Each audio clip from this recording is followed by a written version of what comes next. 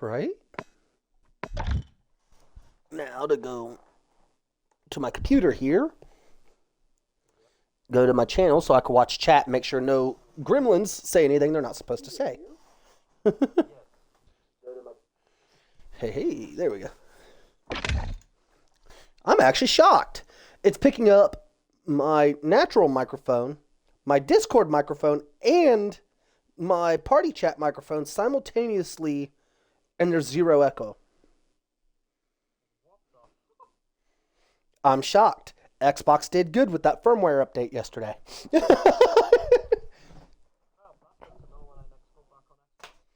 Yep.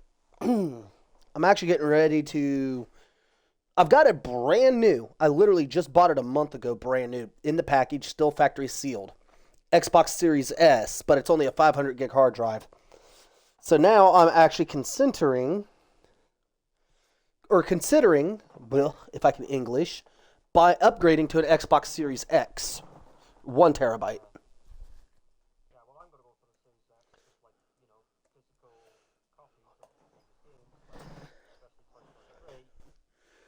The downside to that is, from what I heard, the Xbox Series X does not have native retro disc reading.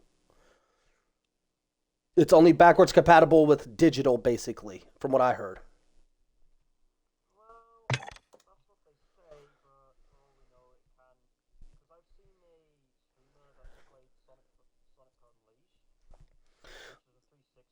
Well, here's the thing. I had an Xbox One copy of Battlefield Hardline that does not work on my uncle's Xbox Series X. It will not read the disc. It comes up as unknown BD disc.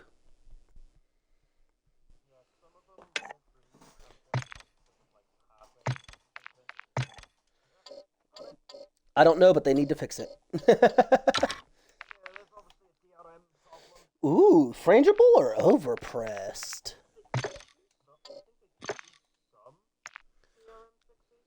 But yeah, the X12 went from being the crappiest gun in the game to the most powerful pistol. With the new season, and I'm loving it. And I've been loving it. I've already, in just 3 games, took my X12 from level 1 to level 6.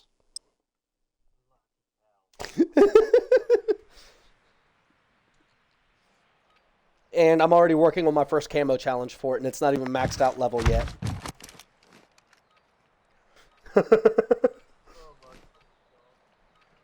It's literally only level 6 of 20 possible on this pistol. And I'm already working on the first of 4 challenges with it. Meh.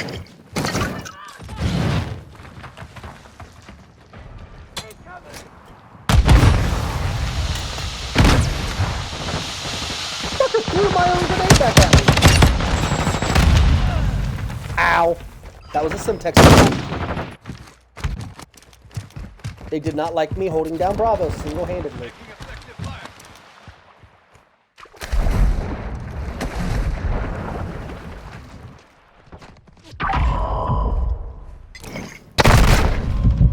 Shit! They're camping in the corner.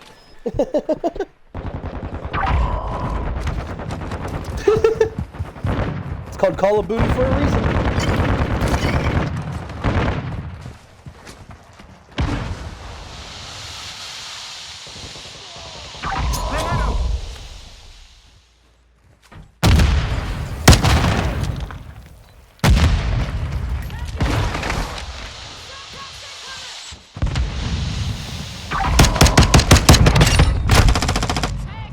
Shit! One came up behind.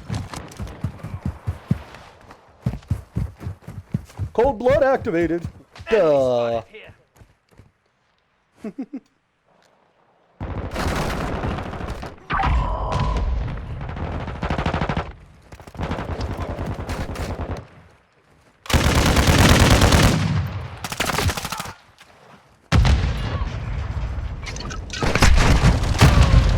Have a gift back.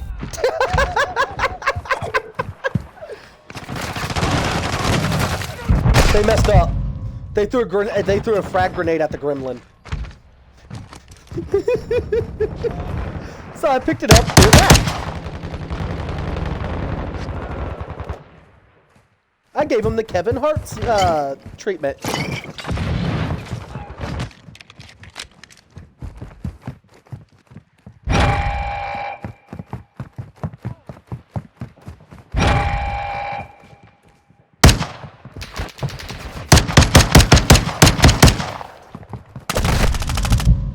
Bleed, bitch, bleed! I put frangible on my pistol. So now every bullet I put into you makes you bleed a little bit faster. And I was shooting the dude. I shot the dude like 6 times in the nuts as he ran past me.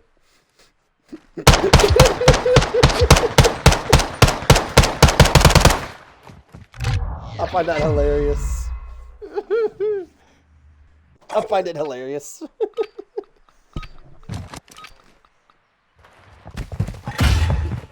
You know what the worst way to die is? A nut shot. Now imagine a 45 ACP going into your nuts that is frangible, meaning the bullet explodes inside of you into fragments like a frag grenade.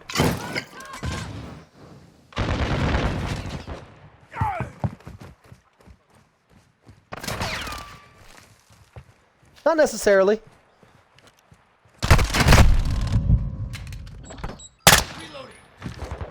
If you get somebody that's already battle experienced, they know how to trigger their own adrenaline rush to withstand the pain.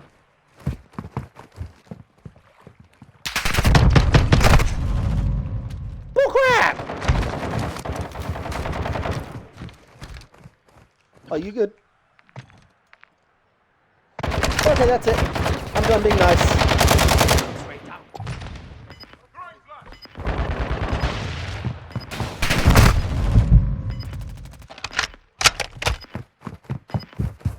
So JH, you want to hop on MW2 with me? We could do Warzone. It's free. I'm with you.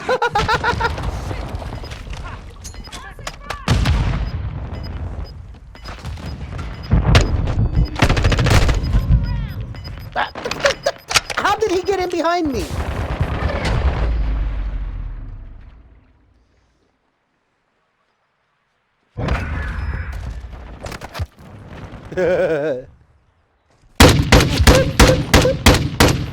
My teammate got a kill with nut shots.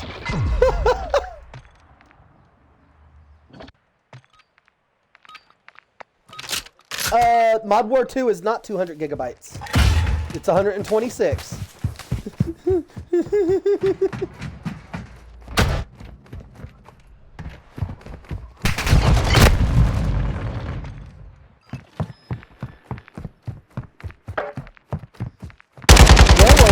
See how big Destiny 2 is right now.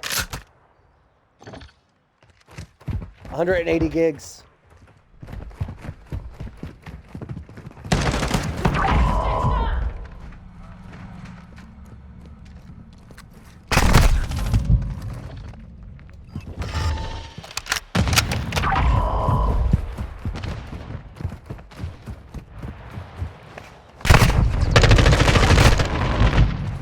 I do.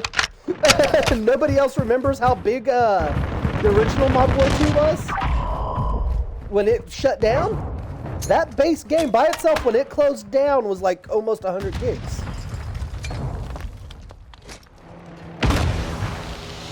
It was literally all patches that they put in there.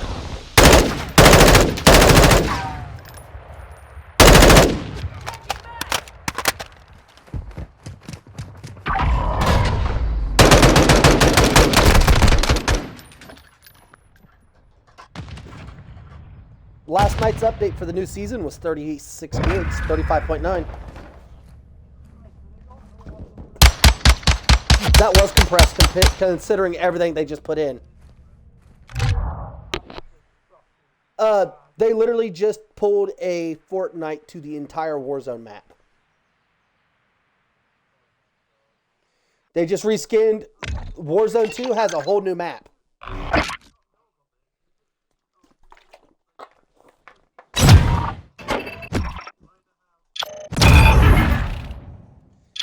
But the thing is, with Call of Duty Modern Warfare 2, when you buy the full game, you're not getting only one game. You're actually getting all original Call of Duty campaigns. You get the Call of Duty Modern Warfare campaign from the last game. You get the new... Kind of, yes. They're combining two different campaigns in. You're getting multiplayer, which is massive by itself. You're getting Warzone. You also get the new game version, which is DMZ, which is pretty much Warzone. Slightly smaller map, 10 times more shit with much higher stakes.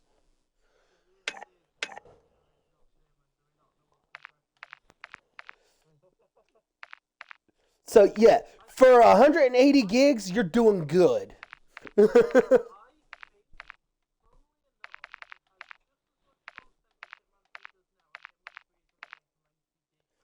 No, there's a lot more content than Hitman 3.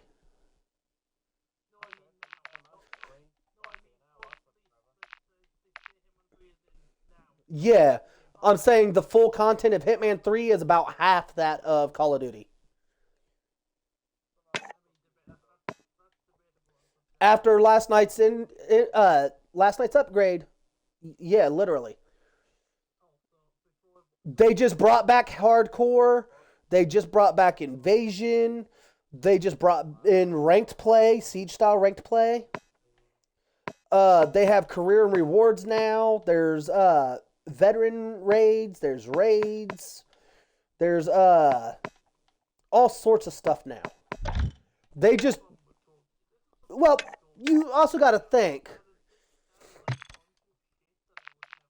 Well, the problem with that is when you're thinking about it, you also have to look at it this way. Okay? They're not catering to just one generation of gamer. They're catering to four. You've got Gen Z, Millennials, Gen X, and the current generation, which is Gen Alpha. So you've got four generations of players playing all at the same time. So you have to make content that's going to attract all four generations of gamers. And that's what they're doing with Mod War 2.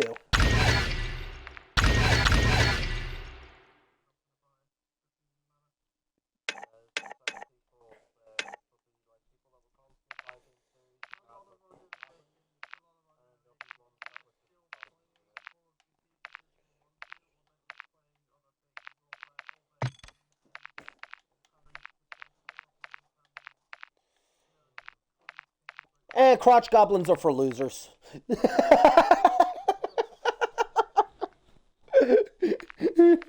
You know what I do to crotch goblins? Yeet!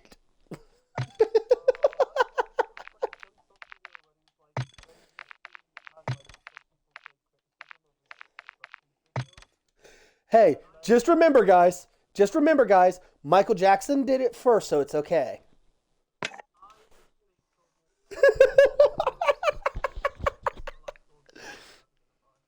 Actually, come to think of it, JH, he tried to do that not far from where you live. Yeah, he did it in London. Blanket, where he dangled his son.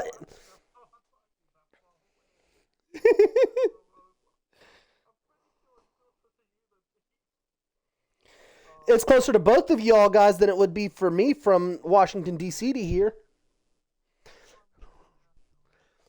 To be fair, your entire country is about the size of my state. No. There's actually like 83 Londons in America. So don't even go there. No. I'm talking about London, England.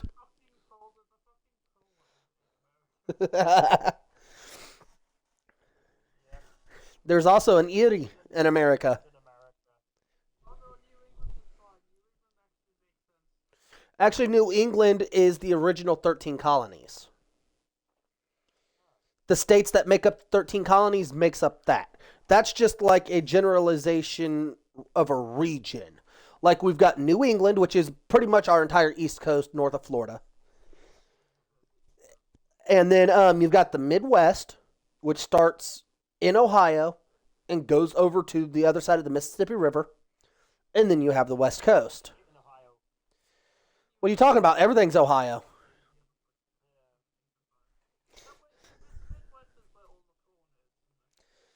No, that's actually an urban legend. That's in the South Midwest. 80% of America's corn comes from northern Texas, Oklahoma, all the way up through Idaho. Idaho actually puts out more soybeans than anything else, and yet they're still known for potatoes.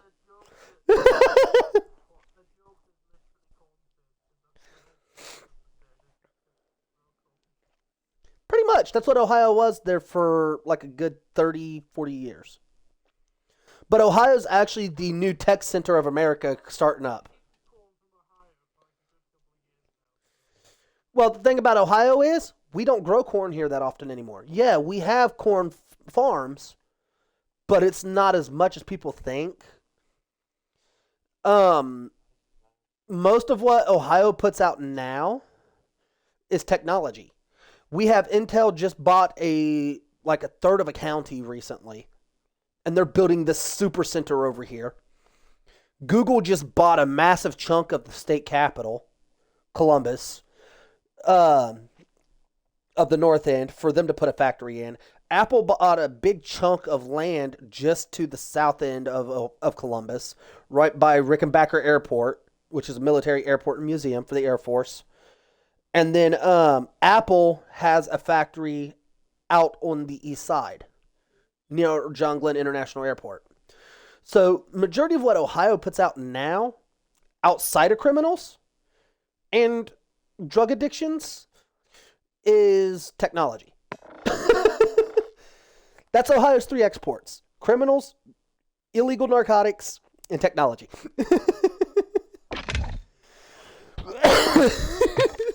And most of the people that make the technology are criminals who have at one point either contributed to the drug epidemic or are currently contributing to the drug epidemic. The FBI. But I'll put it this way. The day the federal government truly goes to war on drugs here in Ohio is the day everybody's going to see the second Civil War of America. America per capita has 193 guns per 100 civilians. Ohio's alone is 163 per 100. We have more guns than we do people. There's a reason that nobody will ever raid America.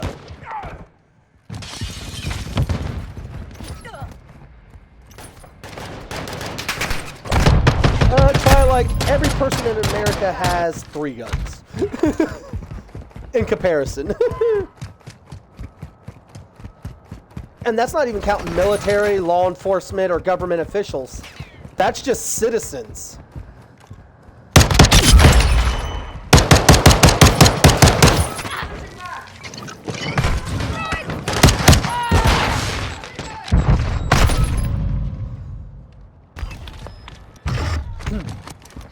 But yeah, and that's just citizens.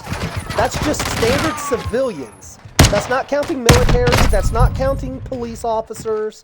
That's not federal agents. Nothing.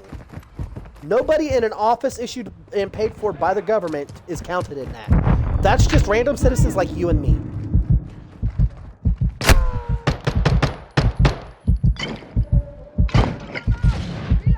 There's a reason they say the world's largest freestanding army is the American citizens. Because not only are we desensitized to violence, literally from a very early age, we literally send our children with nothing to defend themselves into American public schools where, hey, hey, little Timmy, you better stop that bullet with your bare hands or you ain't coming home tonight. Then on top of that, we start training our kids at a very early age how to live off the land.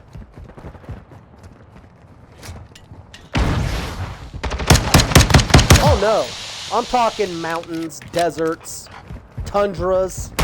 If you can name a type of ecosystem in the world, America has it.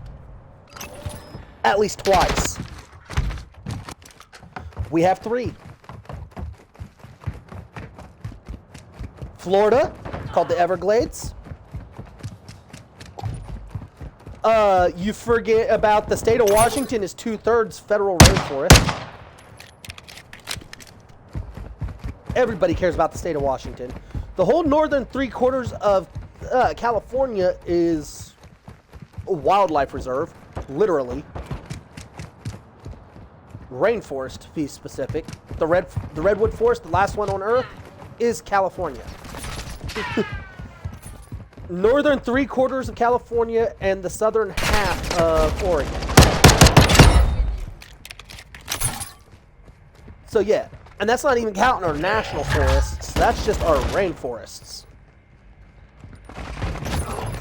The southern two-thirds of southern Ohio, like the southern 2/3 of the state of Ohio alone, all of West Virginia, southern half of Pennsylvania, and most of Virginia is national forest called Wayne National Forest. Not only is it the place where they filmed the Blair Witch Project, it's where the real story that it's based on actually happened.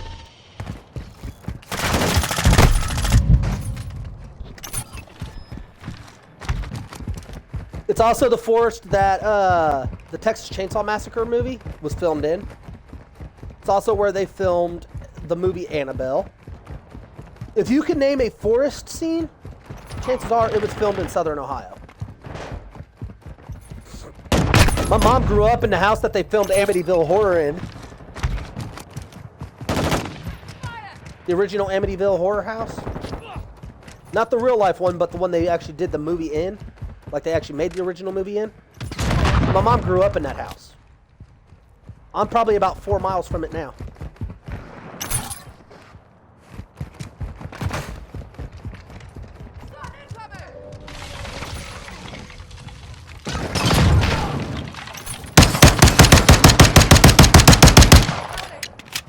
God damn, I'm too fast with this pistol.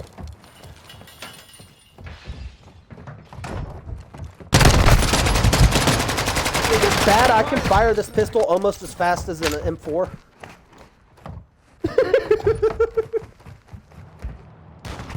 An M4 is the military standard assault rifle for the U.S. Marine Corps. It's fully automatic. 7.62.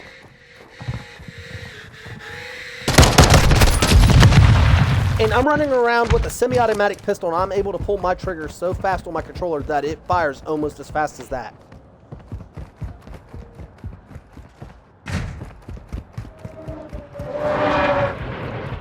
But no, starting at an early age, Americans start teaching their kids to hunt, fish, survive off the land literally. Yeah, quite literally. We go camping starting at like age 1.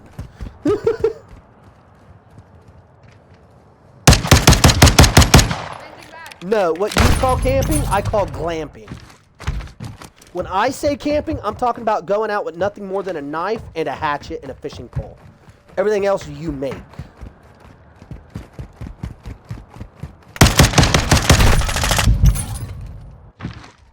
Yeah, we don't consider campers or pre-built tents that you just buy at the store as camping. At least I don't.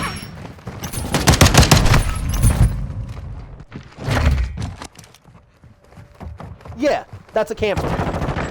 We call those RVs a camper here.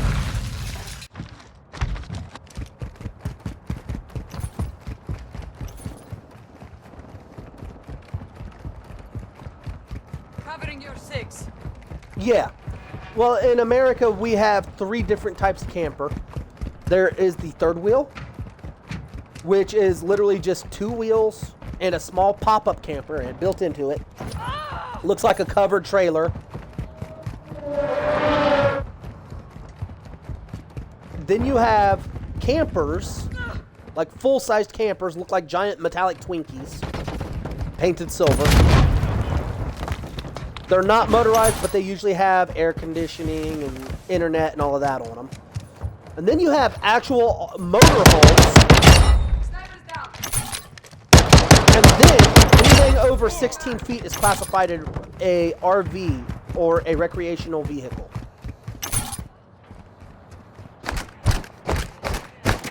Yeah. So we actually have 4 classifications.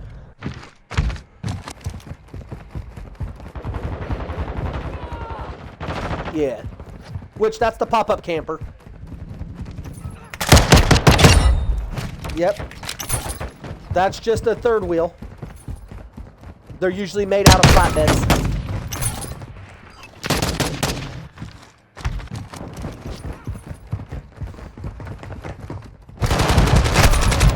Yep. Yep. We have those as well. Those are classified as campers. So they classify those in-house driven campers is the proper classification for it. They're also known as trucks. When you go get tags for those, because they're under a certain length, they're classified a truck. Like your driver's tags, your license plate tags, are truck tags on those. Because they're under a certain size. Anything over 15 feet, so a 16-footer and above, which the largest we have is a 58-footer. And they run you about $300,000 US for the fancy ones. They start at about 150 to 200,000 US dollars.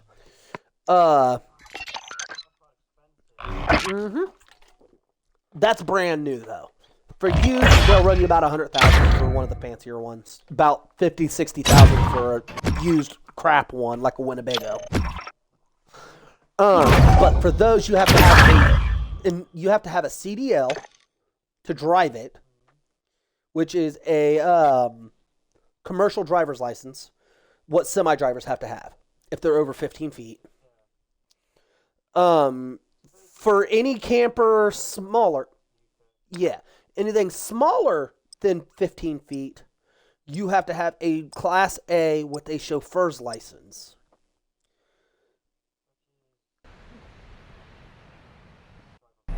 No. A chauffeur's license is essentially anything that can hold more than 4 people as a passenger.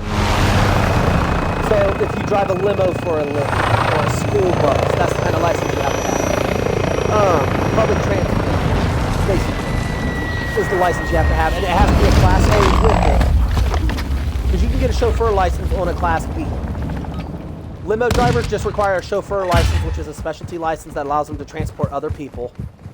But to drive them, you just have to have a Class B or above.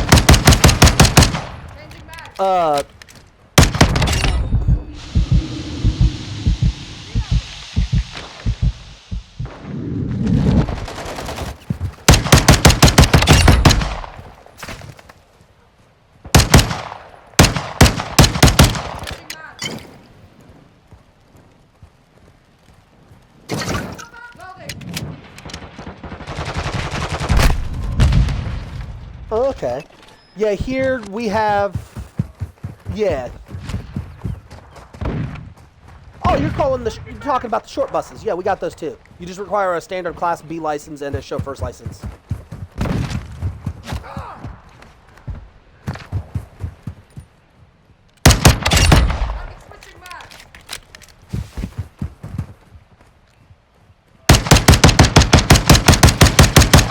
Hang on a second and I'll tell you for sure.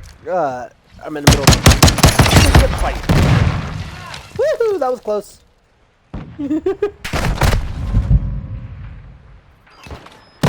Yeah.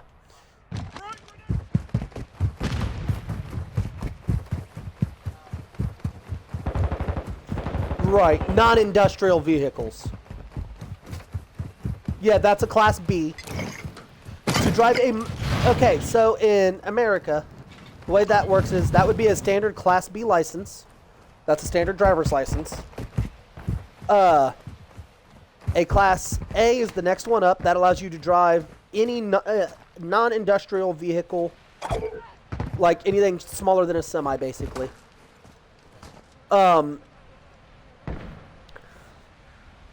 Then you've got your specialty licenses, which are your CDL, your chauffeur's licenses, and all of that, which those just compile on top of your current license. And then you have your Class S license as well, which is what you have to drive for like NASCAR. And then we also have motorcycle licenses that you have to buy separately. You have to take a specialty training course for those. Each state's a little different on the length, but here in Ohio, it's a 18-hour course that you have to take with a special teacher. You have to pay, it's like $400 for it. And then on top of that, you have to have a Class A license on top of it. You want to stand in a corner, bitch? Burn. Sorry.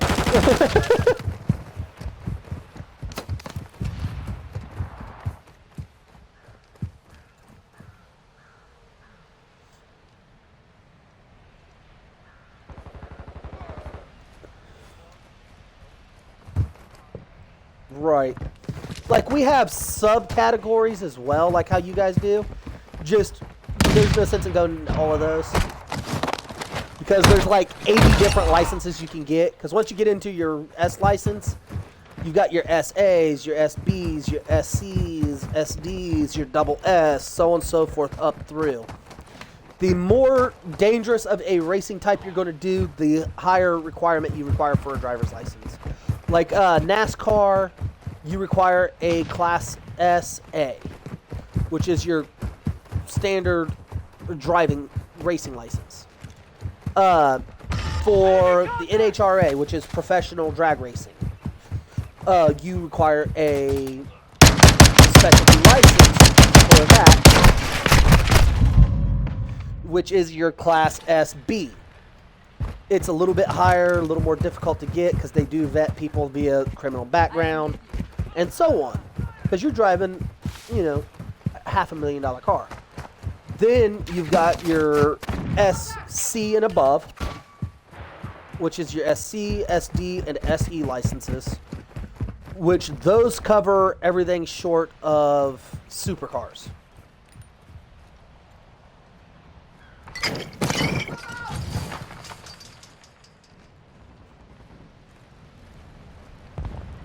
Yep.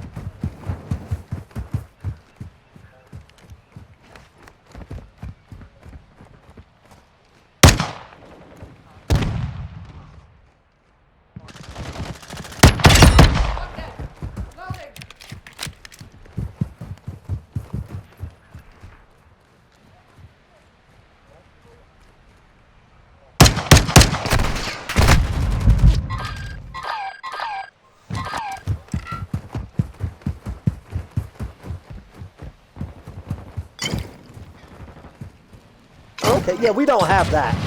Here, if you can drive a stick, we encourage it. But we don't have specialty licenses for a manual versus an automatic.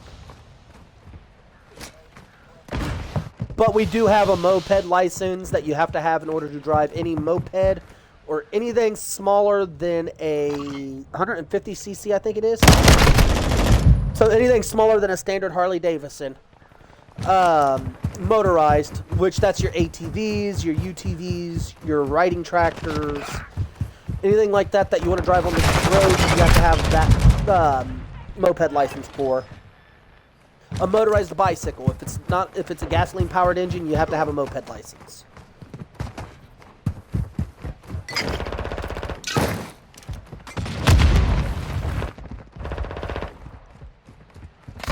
Right.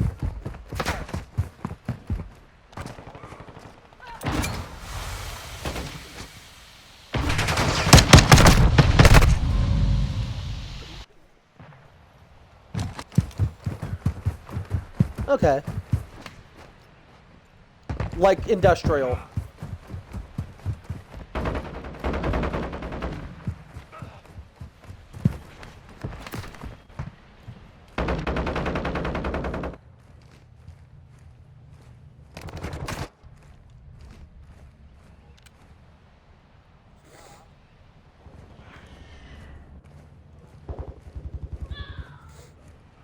Okay.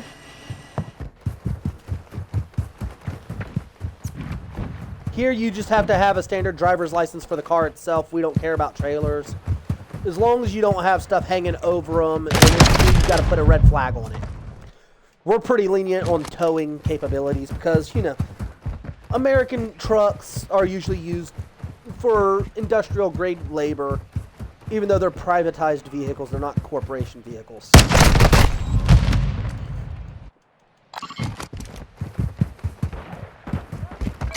Uh-huh.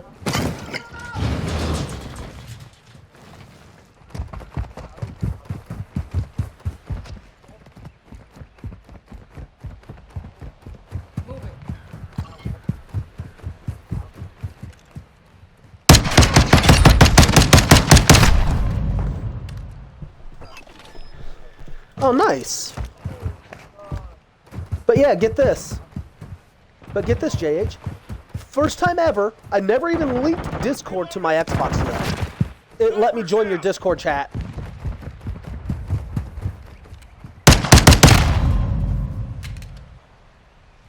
Pretty much. Now I can sit in here, chat with you guys. If you choose to share your audio, you can, and whatnot like that.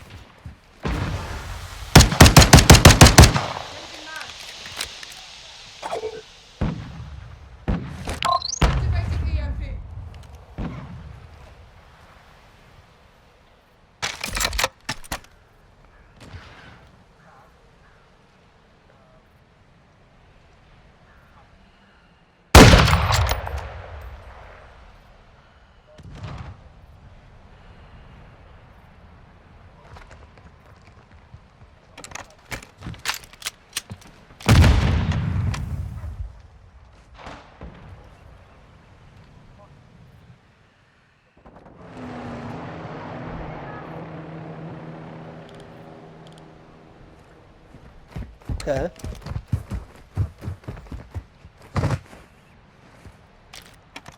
Like how we do.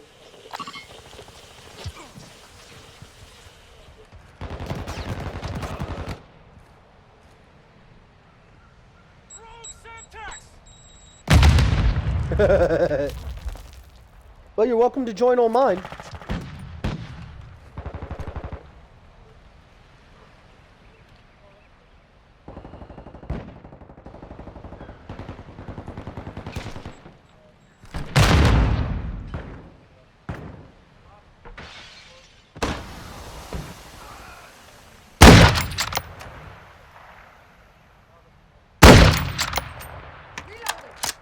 Right.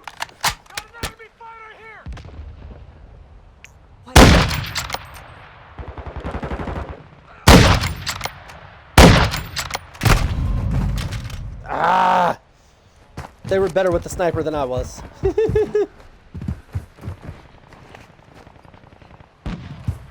Oh, okay.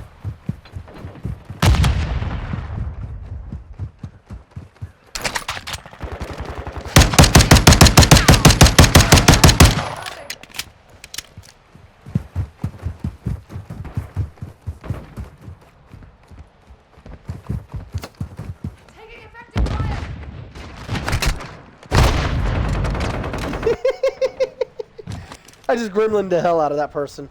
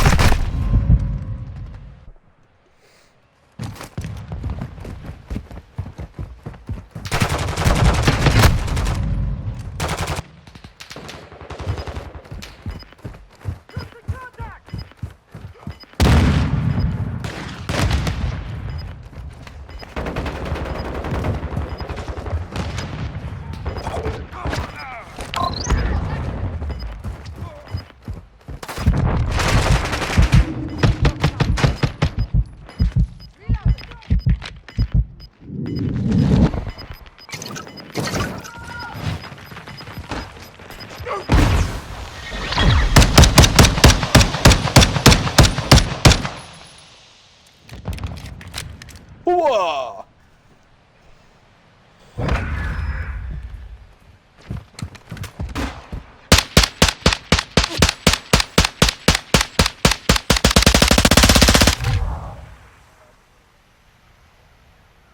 okay. Who you choose to raid? So you're raiding me. Thank you.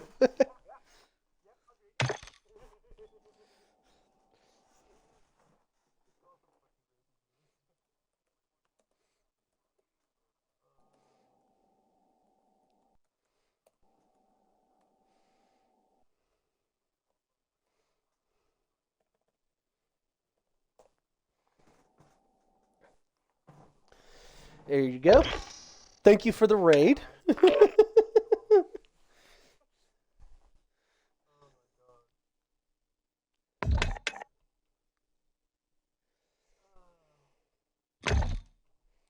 But as you see, we're playing Call of Duty today. Just goofing off. Woke up this morning to a bad case of possible food poisoning. Because me and my uncle both woke up this morning with, pardon my language here, if you guys are queasy, please go ahead and mute me, explosive diarrhea. Oh no, we only ate one thing in common, and we both had the exact same symptom. What's really... Nope. Lasagna. Store-bought lasagna. Store-bought lasagna. Uh-huh.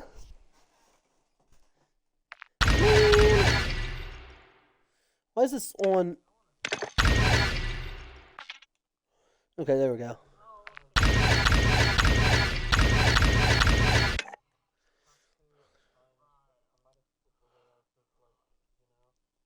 Right.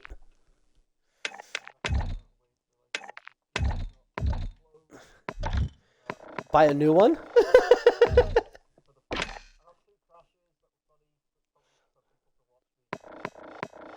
I would have laughed if I was there. But no, what's really bad is my uncle, who also got the same sickness symptoms as me this morning, got his while driving a semi.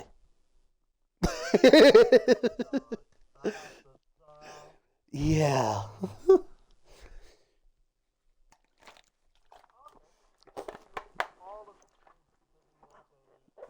One, yes. Well, it depends. Like, if you crash, yes. If you end, don't start up for like 20 minutes, then no.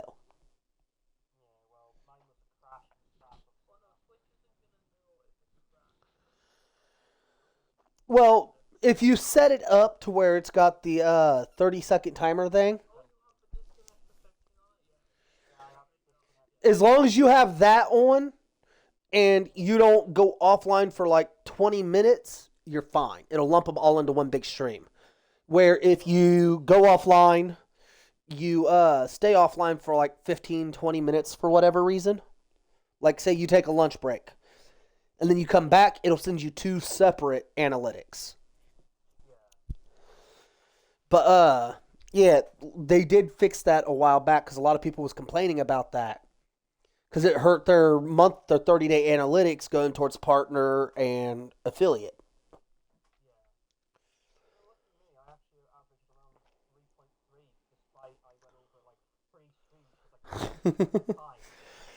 So, some downsides here, JH. We are halfway through the 7 days for Raid Shadow Legends, and nobody has downloaded yet or played. So I don't look like I'm going to get paid. And that 350 would have bought me a...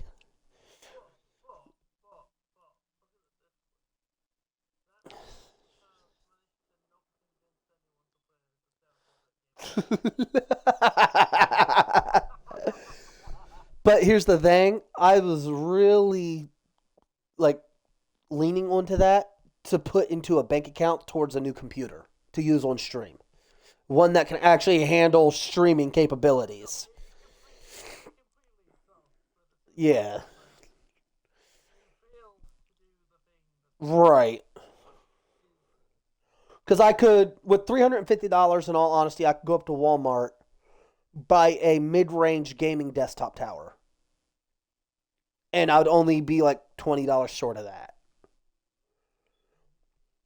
because of taxes. It'd be like the $20 in taxes I wouldn't have with that 350.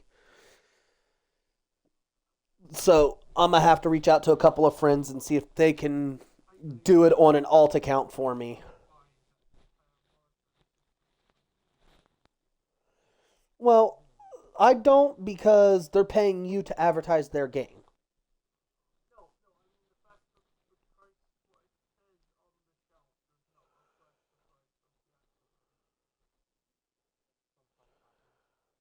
Ooh, wait, what? Oh, you're talking about the way America does it. Yeah, that's because we have sales tax. No, no, you don't actually, because different things have different tax rates. Food and stuff like that, like solids, do not have taxes at all for sales. Non-alcoholic beverages do have a sales tax, but it's only like 6%. So it's like 6 cents on the dollar. Right. Well, food you don't tax at all. Food is 100% tax free in Ohio.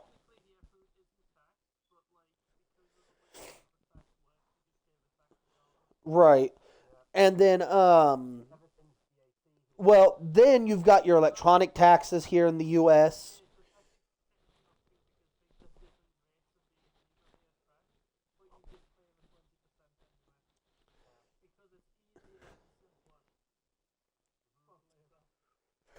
But yet after food being untaxed, your alcoholic beverages has like a 12% tax, as does your tobacco.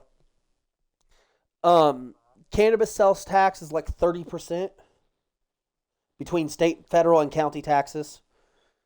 Then you've got your cell phone taxes, which is your 911 tax and all of that included.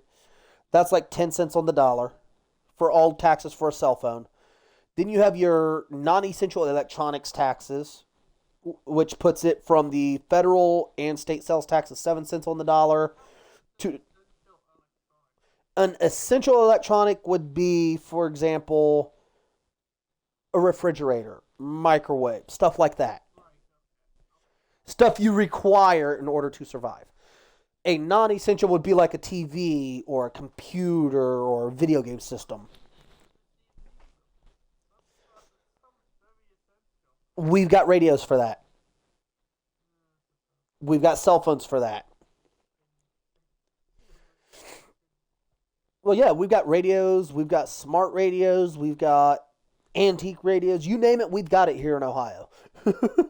I mean, for fuck's sakes, we're talking about the state where record players just came back into popularity.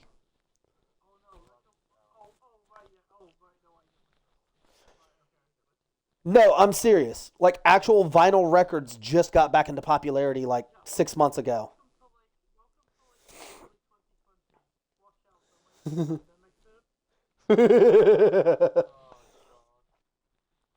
But then you've got your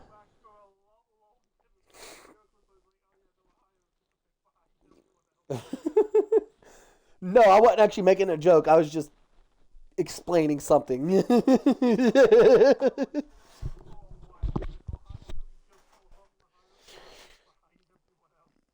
Well, yeah. Some of us never outgrew records. I still love vinyl records, but I don't like the new record players because they sound like crap.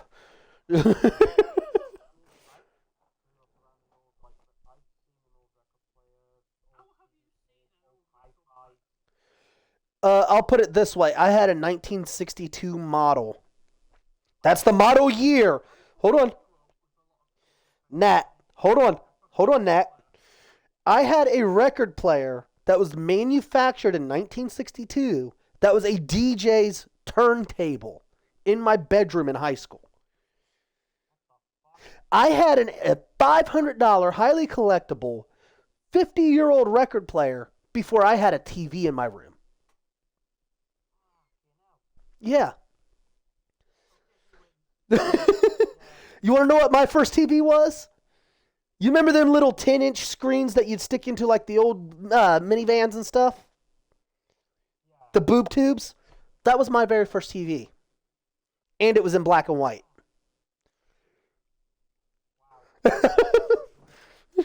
Yeah.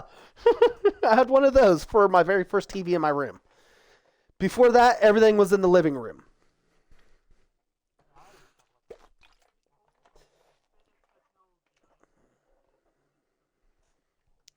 The oldest bit of technology I have ever seen?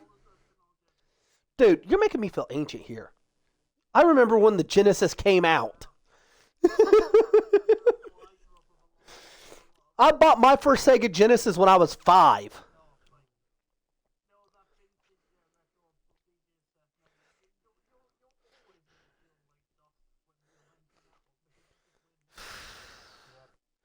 I was 3 when the Super Nintendo came out. I was born the same year that the original Game Boy came out.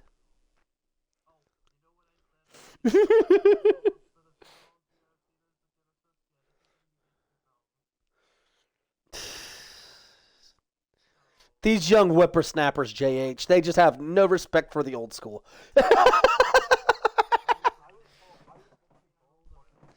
Yes, but he's older than you in spirit. JH, I'll ask you guys this, okay? JH, you'll answer first. 8-track or Betamac? Thank you. Nat? Yeah, 8-track. Do you know why?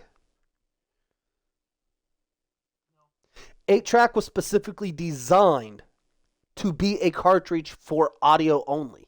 Betamac is literally a VHS with audio put on it.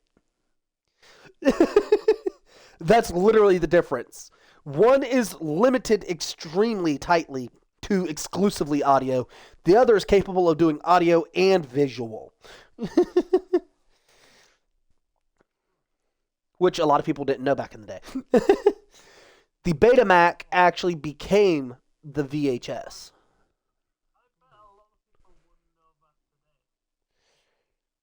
They don't. Let me put it this way. I'm old enough to know how to set the timer on a VCR. Okay? I'll put it that way.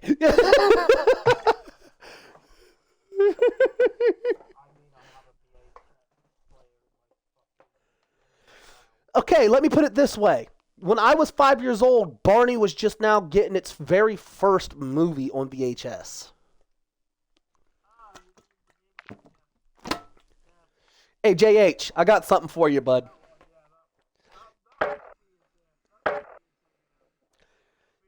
Hey, JH, I got a song for you, buddy.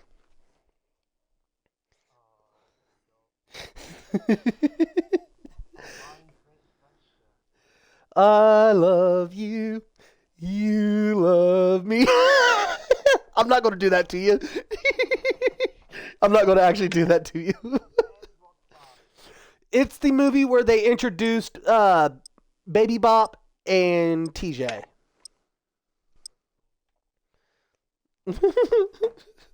I was a Power Rangers and Barney child up until like 95. Which is when, ironically, Gundam Wing Zero, Dragon Ball Z, Pokemon, and Sailor Moon, the original, all came to the U.S. That's when I stopped watching Barney and Power Rangers.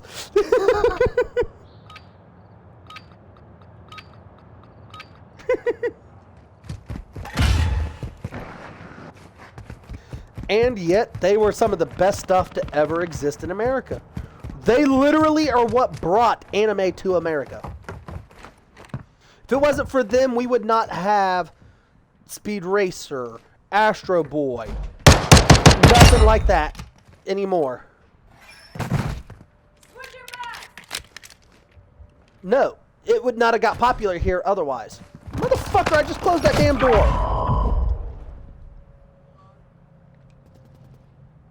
No, Nat, I get what you're saying. I get what you're saying. But what I'm saying is no. Anime would not have set off the way it did here in America, the way it did if it was not for those specific shows. Because we had Astro Boy here since the 30s.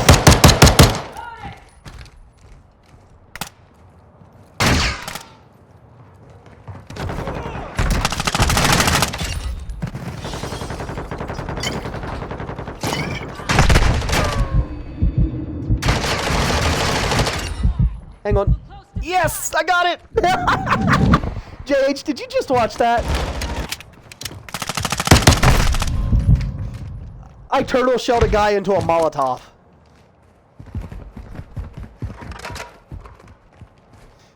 Yeah, I just literally did a turtle guile. Turtle guile from Street Fighter.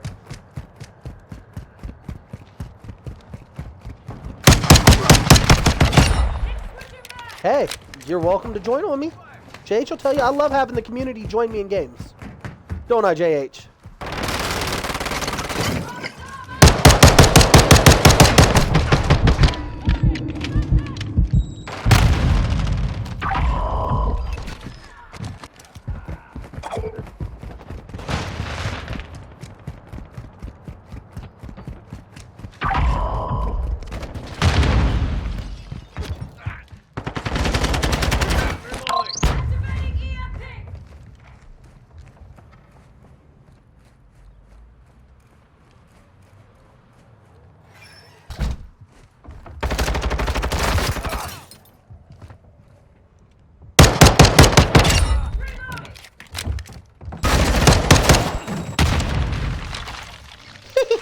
I'm in danger.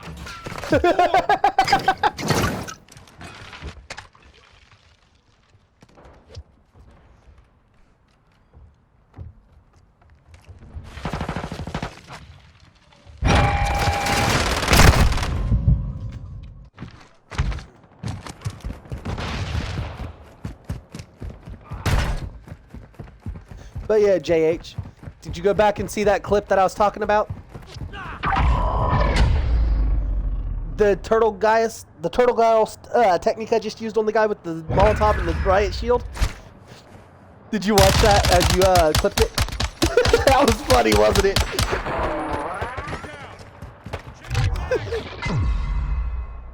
Go ahead and share that in the chat real quick, will you? Because where you're a mod, you should be able to clip that and share it.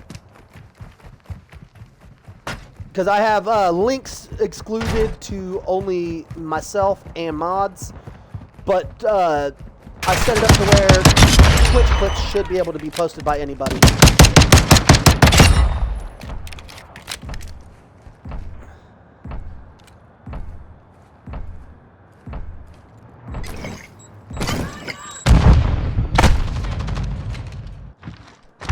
Yee.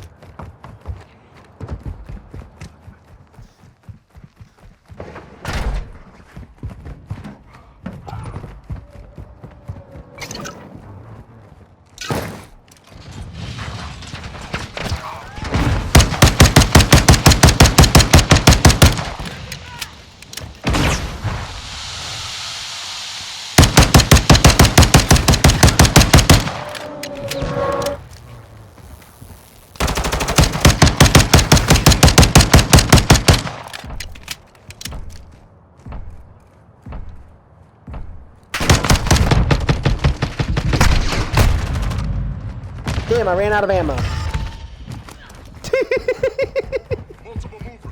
I'm being a straight gremlin.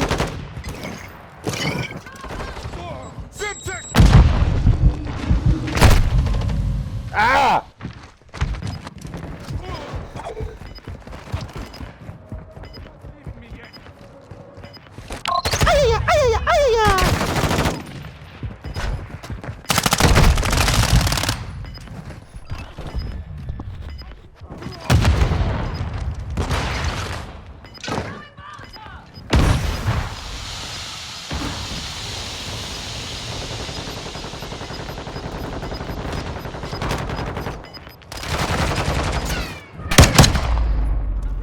JH.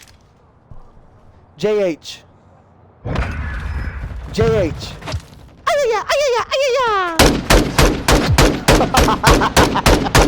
I do that perfectly, and you know I do.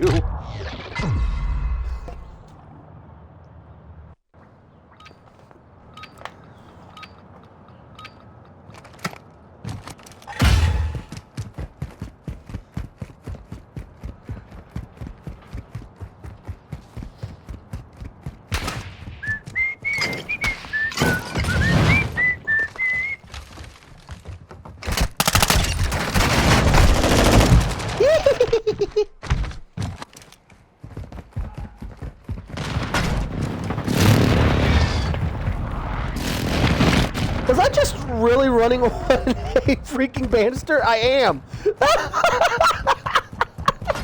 I just ran up the steps via a banister to get around this guy too. That's beautiful.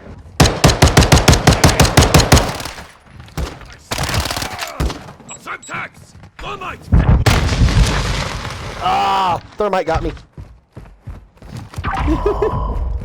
I did not know I could run up the banisters now. You couldn't do that before. But I just did it and got a melee kill because of doing it.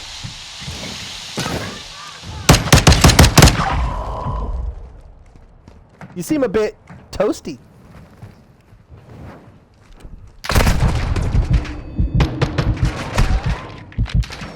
Ow, that hurt.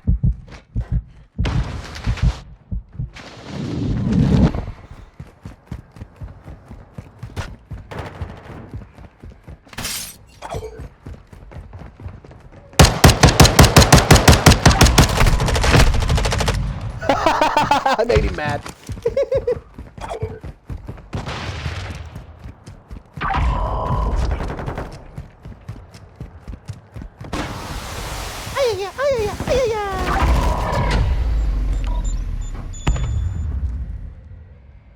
Get EMP'd. Dude was about to get a kill on me with a grenade, but I popped an EMP. A DDoS EMP. And it blew up his grenade in his own face.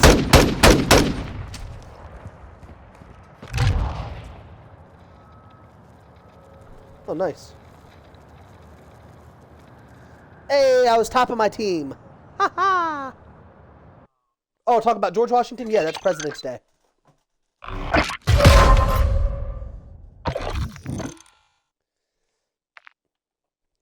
It's the birthday of the guy that literally ran you guys' entire government out of our country. I find it ironic. I find it ironic that you guys celebrate it too. Because he's also one of the guys that dumped all your tea in the harbor.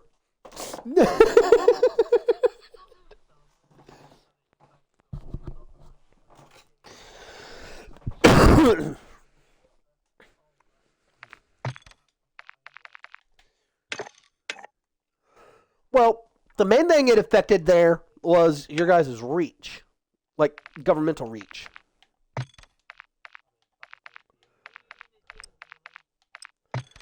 Yeah, because that was actually marked the beginning of the downfall of the English military to where it's at now. That's where you guys started declining, was right about then. That was the very first loss you guys ever received, was to the Americans.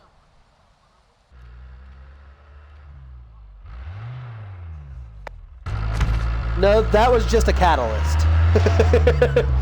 You guys was on a very slow but steep decline before that, to be fair. You guys started losing colonies and all of that stuff back in like the 17 and 1800s. Right after America pushed you guys back and made you guys leave American soil, military-wise, not like your entire country. But when our country's government ran your country's government off pretty much and proved that we could withstand your guys' entire navy, that right there marked the catalyst for the begin of the British military downfall. I was getting shot in the back. Because that's when all of the other colonies realized, oh, the British Royal Navy is not as powerful as we thought it was. We don't need to be scared anymore.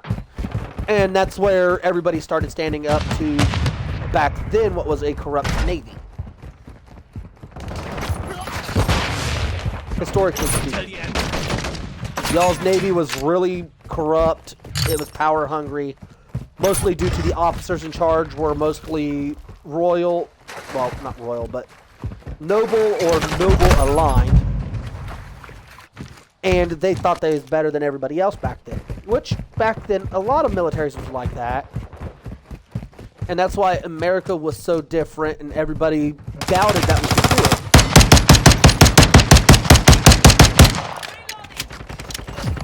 it. Was because we had no nobles. So you gotta think, back in the 16 and 1700s, the mindset was if you was born to nobility, you was protected by God against all people, meaning you was God sent to rule over everybody. That was the mindset of the era, in all honesty. That's why the American-style government was not expected to last more than 50 years. It did, though. It's still going strong today. Now, not only are we the ones that brought down the British to a point that everybody was able to withstand them, and ending the tyranny that was caused by corruption in the government, but now we're also the number one most dominant military force on the planet. To be truthful.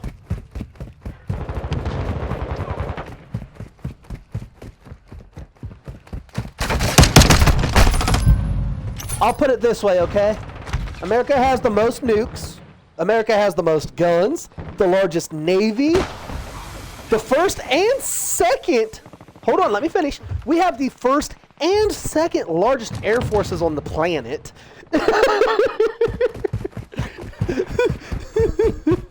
Because we have two separate air forces. We have the United States Air Force, and then we have the United States Navy Air Force. And then on top of that, we have the first, second, and third most powerful militaries on the planet. Because we do have three militaries here in the U.S. We have the U.S. Army, and we have the U.S. Navy. Then we have the American citizens.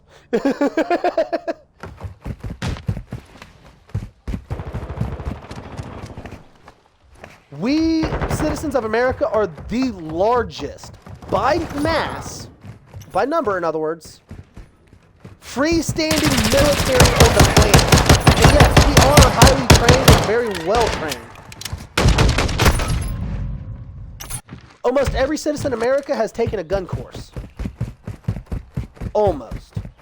And those that didn't take it were felons and criminals that has access to guns illegally that learned how to do it in life or death situations every single day. That's why our own government doesn't mess with us. Literally, we have a state who has the literal motto of fuck around and find out.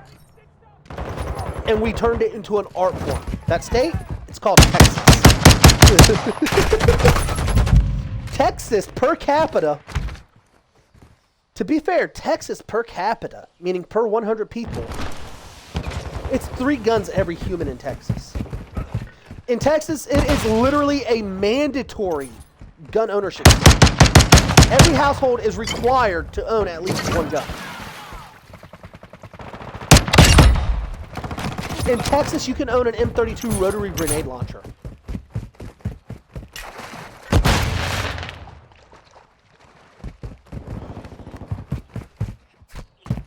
I'll put it this way. I'll literally put it this way, okay? As a felon, I am not allowed to own a pistol. I am not allowed to own a hunting rifle. I am not allowed to own a shotgun.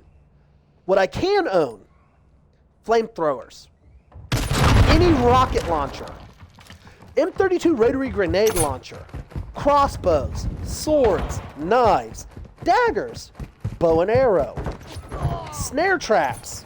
We are allowed to do tiger pitfall traps. We, as a citizen and not a member of the U.S. military, are not upheld to either the UN Accords or the Geneva Convention. If anybody were to ever maliciously step foot on American soil to try and take us out, the Geneva Convention will literally become the Geneva Suggestions. Because as a non-military personnel, we don't have to follow those rules. I'll put it this way. I'll put it the same way a person on TikTok just put it the other day. And yes, this person is a U.S. Marine Corps sergeant. The way she worded it was this. If Russia was to invade the U.S. right now,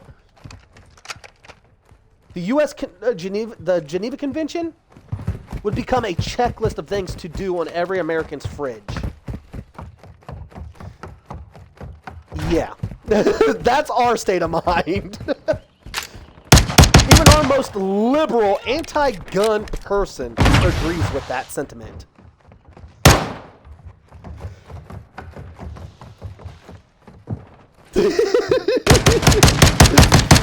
I'll just leave it at that. There's a reason when Japan messed up.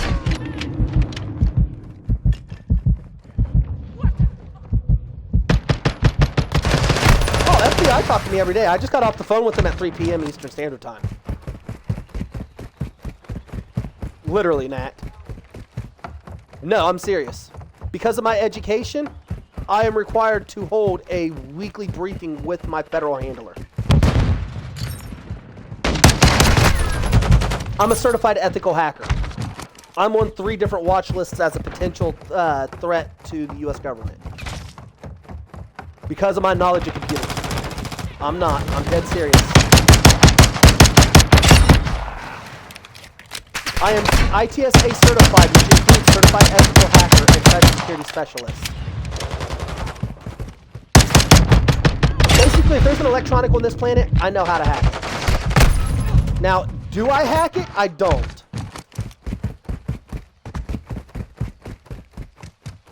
Because I turned down the most recent offer. Because I refuse to work for a corrupt and ignorant government.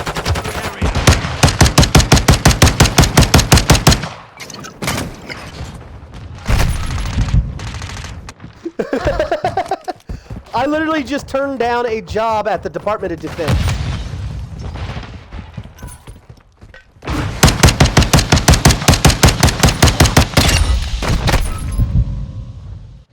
No, I'm not going to take a $60 an hour job for a government that I don't approve of.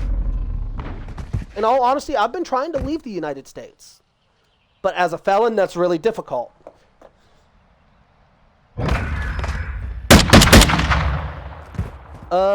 Do you want yearly or hourly? Yearly, I was looking between $450,000 and $500,000 a year.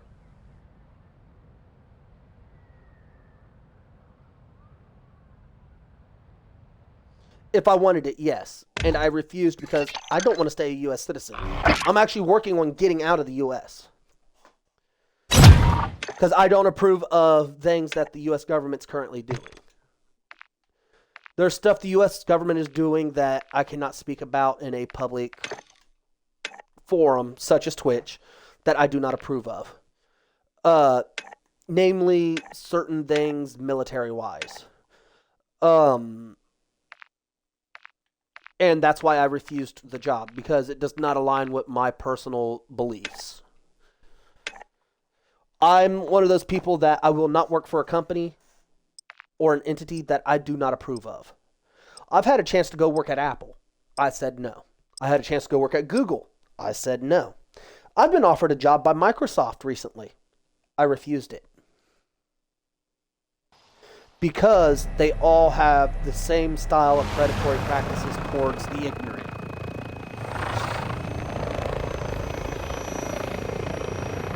And I'm not talking ignorant as in mentally inept. I'm talking ignorant as in technologically ignorant. People who doesn't understand.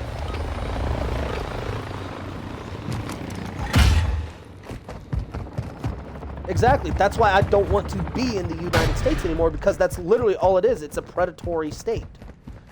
America is not America anymore. I'll put it that way. Do what?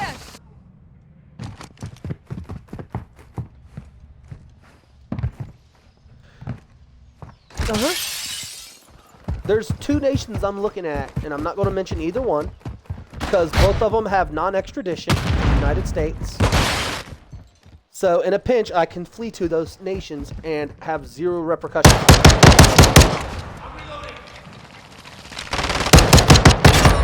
That reduces your list to about 18 countries, by the way. And both nations that I'm speaking of are not on this hemisphere.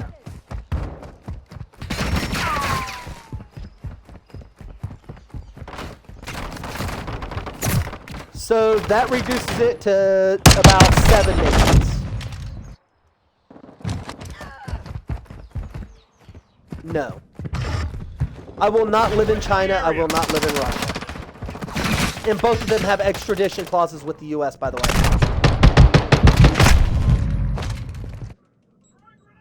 It's not in the European Union. I'll put it that way. Yeah, I'll put it this way. It's not part of the European Union.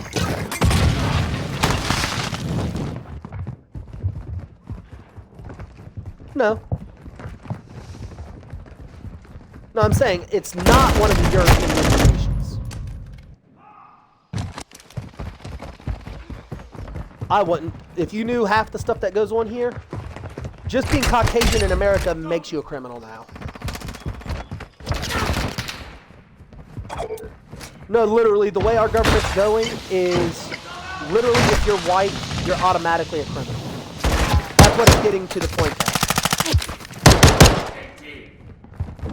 We've literally went backwards as a society by about 60 years recently.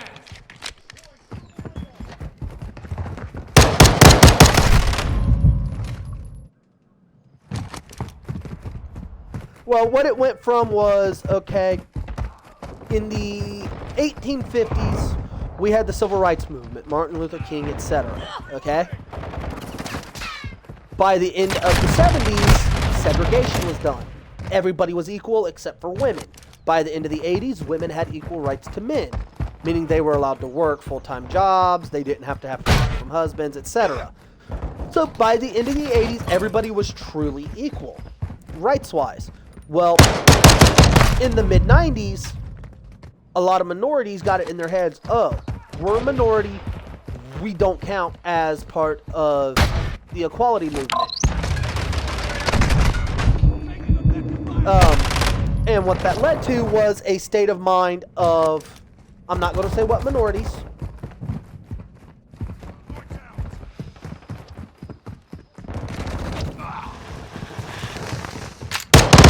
was written for the Emancipation Proclamation, all men are created equal under God.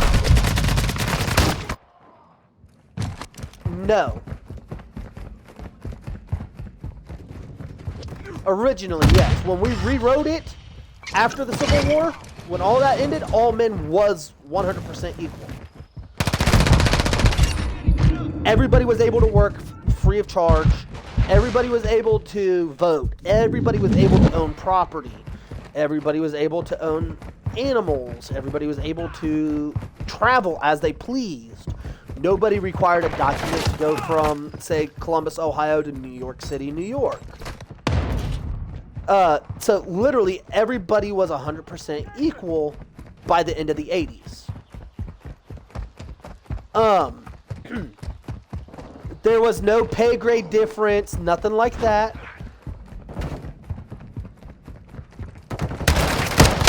Right. But then in the 90s, a false rumor got spread around at the beginning of the internet that women was paid half the going rate of men. And it started what we now call the feminist movement. And that mixed with other minorities joining together has caused the state of chaos that is America today.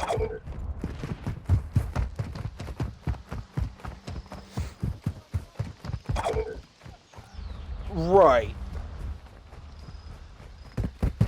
Like, women get paid at work 10%, 10 cents less on the dollar than a man. But we don't do it by gender, though. That's actually a criminal offense to judge a person's pay by their gender, or by their skin color, or by their background. Yes, it's work experience. No, it's work experience that we go off of now. So if you are, okay, let me put it this way. Let's say you're a college student with a PhD that you just graduated, never worked a day in the field in your life. Me as a business owner, I would hire somebody that's worked the last 15 years in the field than the person with the PhD in the field. Because that person's going to know ways around things that the PhD holder is not going to know. They're going to know the ins and outs of the field a lot better than somebody who's never worked the field but has a degree in it. That's what people's pay is based off of. So let's say you both go into HVAC, okay? Heater repair, you and JH. You have a degree and a certification in HVAC as an HVAC technician, okay? JH has none of that, but he's been doing it for 30 years. I'm going to hire JH before I hire you. But let's say I hire both of you, okay? JH is going to get a higher pay cut than you are because of his work experience. His experience warrants a higher pay. And that's what a lot of people don't understand with the pay grades differences. It's scaled on your personal work experience. How well have you done in the field before I hired you? And a lot of people don't understand that. There's kids out here today that literally think, oh, I've got a high school diploma, so I should be able to get a job making $20 an hour. That's not how it works. I'm going to hire a 45-year-old man who's flipped burgers at Burger King before I will an 18-year-old. Why? Because that man is going to know how to do stuff that 18-year-old's not going to know how to do. Even if the kid is in the process of getting a degree in culinary arts. See what I'm getting at? And everybody doesn't realize that's the only difference in work pay.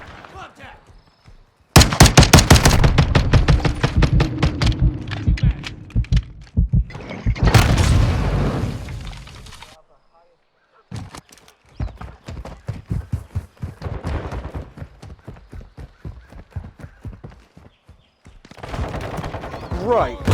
Like down here, we do that as well. Like, for example, if you're applying to become a college professor, okay, and your degree was earned, your teaching doctorate for, let's say, world history, okay, and you're trying to become a high school teacher. Okay, cool. They don't give a shit if you have an A+ grade average or a C- for a high school degree, for a high school teacher. But you try and go to a college and teach there, they're going to look at you. They're going to say, okay, this guy's got a B average grade. Okay, that's good. Not the best we've ever seen, but it's good. Then they're going to look at your competitors, the other people who applied for the same job position. They're going to pick the person with the highest grades out of that entire pool of college students because they want the best person for the job. Where if you're going to go work at a factory, okay? Let's say you want to get a job at a factory as a warehouse forklift loader operator, okay? Okay, cool. You might have the certification, you might have the license and all of that, but do you have the experience? If you don't have the experience, you ain't getting the job. And if you do get the job because they need multiple people, and your application put them at the exact number that they required, then you're not going to get paid as much as Joe Schmo next to you that has 15 years and only just got his license yesterday. See what I'm getting at? That's just how American workforce works. The reason for that is because the way the American education system works has not changed since the 1920s. It's literally designed to create factory workers. Nothing else. Right. That's why America over the last 50 years have went from being like the eighth, I think it was, in the 50s. By the year 2020, they dropped down to like 29 in the world for education because it's not designed to make you smarter. The American education system is designed to make the perfect factory worker, an assembly line attendant, that kind of thing.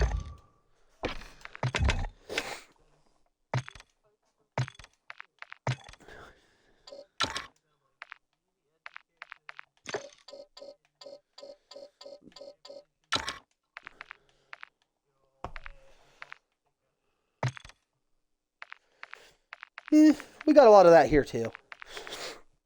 Here in America, if you can't get a job, if you can't afford an education, you work at McDonald's or Walmart. That's literally how it goes here.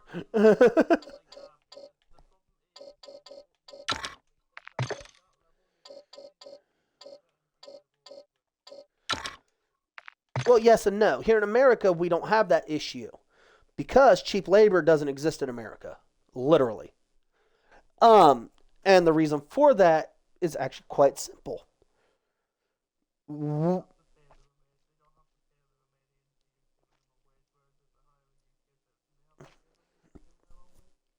In America, everybody has a minimum wage.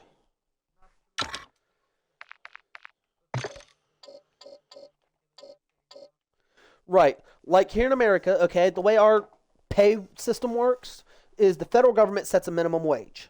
Let's say it's $15 an hour. That's a livable minimum wage, okay? Let's say that that's what the government decides, which is what happened recently. Your job has to pay you at least $12 an hour to match that minimum wage. Your state can go up to five below or five above the federal minimum wage for the state minimum wage. So let's say they raise federal minimum wage, which they just did in 2018, to $15 an hour. Ohio can go at $10 an hour for minimum wage statewide, where Kentucky could go $20 minimum wage. See what I'm getting at? Same with sales taxes. Federal sales tax is 3 cents on the dollar. The rest of your sales tax in each state depends on your state, city, county, and townships. Like, for example, here in Ohio, you pay state sales tax and federal sales tax. The general for that on average is 7 cents on the dollar. It's technically 7.8, but everybody charges 7. They round it down. Where if you go to Texas, okay, it's 12 cents on the dollar for sales tax there. The last time I was there, anyway. That's been close to 10 years. Um, so when I was in San Antonio, it was 12.3 cents on the dollar. They rounded it down to 12 cents on the dollar. That was the 3 cents on the dollar federal sales tax with 9 cents on the dollar state sales tax. That's permitted. That sales tax can be 10 to above or 10 below the federal sales tax on any product. So let's say you buy something there, let's say marijuana, cannabis. In Texas, they have medicinal marijuana. You have to have a prescription from a doctor to get it, and it's only for extreme situations like cancer, like terminal. That's the only time you're going to get it there. Um, they still charge you sales tax on that, both federal and state, as well as county and city. So the 3 cents on the dollar of that 12 cents goes to the federal government. The other 9 is divvied up between state, city, county, and township. Um, so a percentage of that other 9 to 10 cents on the dollar will always go between everything other than federal. So of that, let's say 4 cents on the dollar goes to state, 3 cents on the dollar goes to city or county. That other 2 cents on the dollar is getting split between the city and township. And that's how sales tax works in America. But minimum wage works similarly. They set a federal limit on what is expected to be a livable minimum wage. They just updated it for the first time in 20 years. So it's not the best idea that they've done it. Like, they didn't do the best they could do, but they did fair enough. So now, because of that, I just found out tonight that GameStop is shutting down all branches in America. Statewide for me. Like, my entire state is no longer going to have a GameStop. They're shutting them down county by county here in Ohio. The reason for that is they're being nailed with sales taxes every time they buy the product and they stick it on the shelf. Then when you buy it, you're paying sales tax. Well, because everybody's buying digital now, because there's no sales tax on digital copies. Like, for example, in Ohio, that's not every state, that's Ohio. Ohio does not have sales tax on digital purchases. They do, however, if you receive a physical item. So, like, say I buy Modern Warfare 3 Remastered when it comes out. I buy it on disc from Amazon. I'm going to have to pay sales tax on that. 7 cents on the dollar. Unless my state sales tax goes up. But if I buy it from Microsoft on my Xbox Series S, which is all digital, there's no sales tax. It's just a flat rate. So if it's $99.99 for the game, digitally, I paid the $99.99. No sales tax.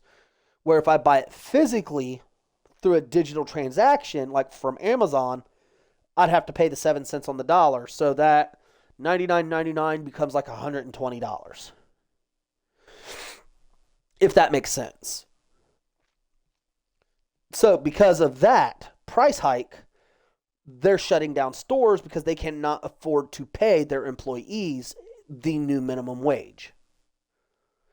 The minimum wage here in Ohio just went up from $7.25 in 2018 to yesterday's new level of $12.50 an hour. Unless you're a tip worker. If you work in a place like, for example, a restaurant where you would receive tips, your employer only has to pay you $2 an hour plus your tips. It's unfortunate it works that way, but it does. It's been that way since the 20s. Which falls back to the way America's education system works. It's not to make you smarter, it's to make you an efficient working drone. Essentially.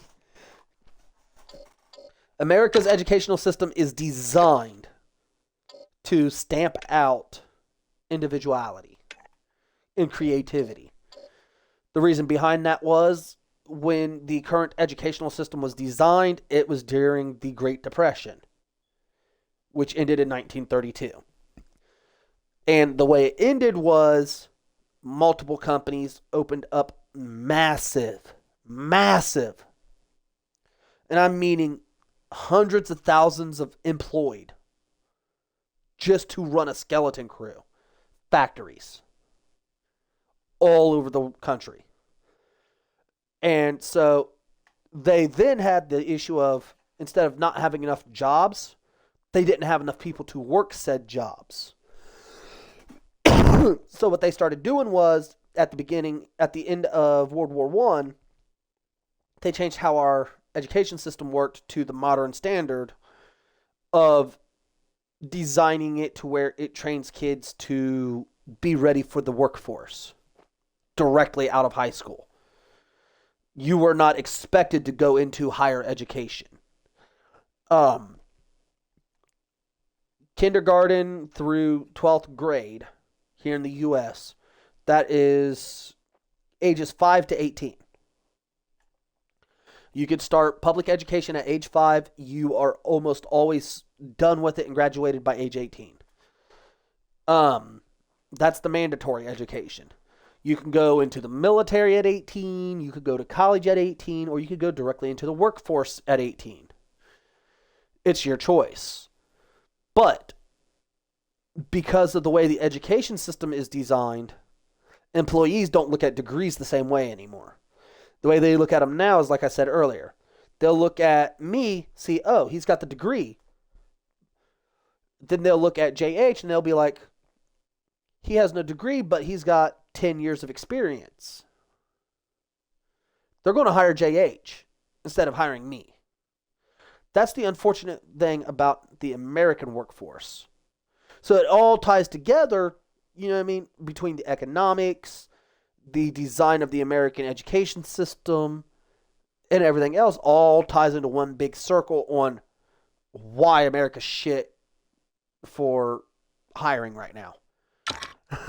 That's the main reason I'm wanting to leave the U.S. The other reason is our military is doing really shady things, as is our government, that I do not approve of. And when I'm stating predatory practices, I'm talking like, okay, I'm talking borderline scammers. Grade predatory practices. Like, for example, Apple. The reason I refuse to have anything to do with them, I don't even own Apple products. I've refused. I've actually had somebody hand me a brand new iPhone. And I said, I would rather have that $200 LG Android over there. The reason behind that is I know what their work policy is, like their customer service policy. Everybody's treated as a number, not as an individual, not as a clientele. They literally sat there and have been busted and sued for predatory practices that forces you to upgrade your phone every single year. So has Samsung Galaxy, so has Microsoft, et cetera, et cetera, et cetera. Okay? That's the kind of stuff our government's doing as well. Like, for example, something a lot of people don't know. There has recently in the news been multiple military recruitment drives aimed towards small children, which is illegal. This one I can talk on because it involves what I'm streaming. 3 or 4 years ago, a group of military recruitment officers got caught back when Twitch was first coming out and live streaming video games first started up on YouTube and all this other stuff. And live streaming video games was just starting up. They was getting on there live streaming, military officers were. Call of Duty, Battlefield, and stuff like this. And they would sit there and talk to little kids in their chat. And they would say, oh, you like playing Call of Duty? Well, you know what? Sign up with the Air Force and you'll be able to do that for a living. We'll pay you to do this in real life. Oh, yeah, it's just like what you see here. You'll just run up, jump in the jet, and take off and just drop bombs everywhere on a battlefield. Lying to the small children. And they would keep that up until the children would get permission from their parents to sign up with the military with that specific branch that they were recruited by early. Because you can sign up as early as 14 years old in America into military service if you have parental consent. Once you're 17, you can sign up for when you exit high school at 18. But if you, say, come from a military family, okay? Let's say your dad was a U.S. Marine. And you wanted to join the Marine Corps and your dad was okay with you going in. He could fill out the paperwork to where you would exit public schools. You would sign up with the U.S. Marine Corps. You would dispatch within 72 hours from your home to a Marine Corps school where you would sit there and train every day to start your physical training for the Marine Corps as early as 14 years old. And it's illegal for them to do that because they was literally lying to the children about the perks they would receive, what it was really like in combat and stuff like that, and you're not allowed to do that in the U.S. That's why I refuse to work for our government. That's part of the shady stuff that I was explaining earlier, that I was talking about earlier, but that's not all of it. But in all honesty, I don't want to stay in the U.S. I want to leave. There's a few options I've looked at recently that even as a felon, I would be able to move into.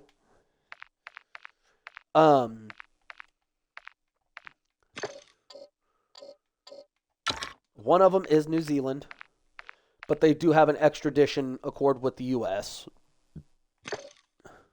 Australia is another one, but they do have extradition to the U.S.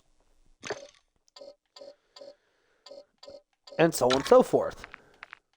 But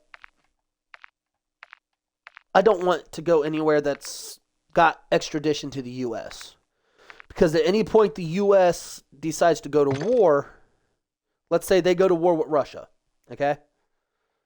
Even though I am no longer living on U.S. soil, because I was born here, I will be a permanent U.S. citizen until I walk into a U.S. embassy and say, hey, I no longer want to belong to the United States. I wish to change my nationality of citizenship. You then have to produce the paperwork from the nation that you wish to move to. That you've already been approved, that you are already working on citizenship, that you are already guaranteed your citizenship. At which point, they make you what's called stateless. Meaning you have zero citizenship anywhere in the world until the new country accepts you. So, since I would still be technically a U.S. citizen, even if I'm living in, let's say, England, the U.S. can say, hey, this young man here signed up for the draft. Which, here in the U.S., we don't call it the draft anymore. We don't call it conscription. We call it selective services. Every young man at the age of 16, before they turn age 28, is required under federal law to sign up for it, whether they want to go to war or not. And basically what that is let's say there's a situation like what's starting to brew now of where, for example, World War II. We had so few soldiers that we literally had to start forcing young men into the military service. They would literally go into their houses, grab them up in the middle of the night, put them in the back of a truck at gunpoint and say, either you go with us or you go to prison.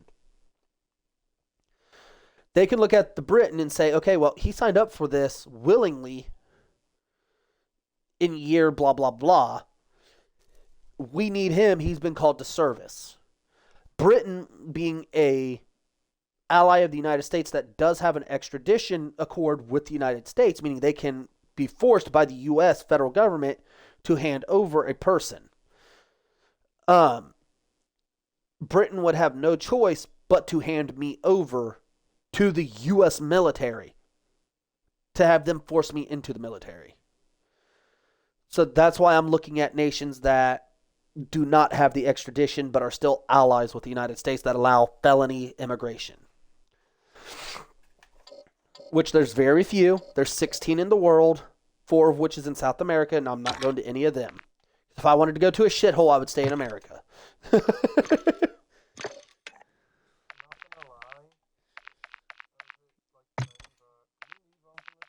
Yes.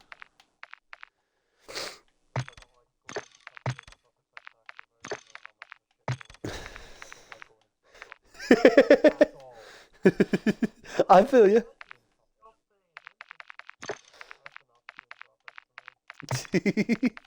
All right, let's move on. So, JH.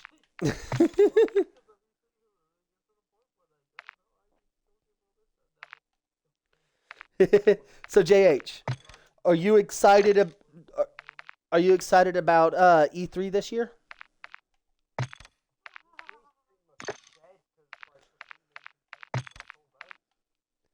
No, EA's still there, Activision's still there, and so is Sony. No, Sony owns E3.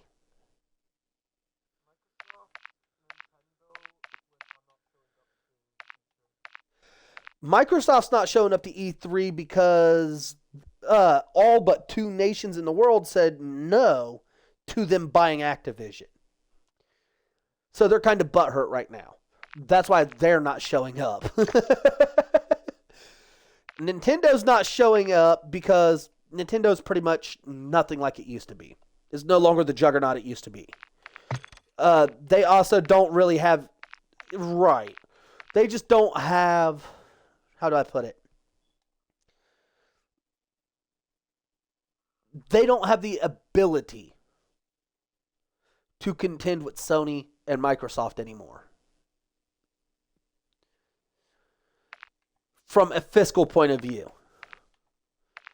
So because of that, Microsoft and Sony's been having this little battle back and forth the last few years since the pandemic started of, oh, I'm going to buy up this place. Well, since you bought that place up, I'm going to buy this company up. And because of that, there's so few developers left that Nintendo can utilize for new game exclusives for their console that, yeah, it's just not worth them going to E3. Because they can't produce enough stuff that's going to be groundbreaking. You know what I mean? Right. It's not going to be big enough of a news to draw attention to their platform, basically. Like, if there was a new Pokemon game coming out, cool. They would have a chance of drawing a crowd. If they bring Digimon back, or Zoids back, or Gundam back to the Switch with a brand new game that for the first time in 10 years. Sweet!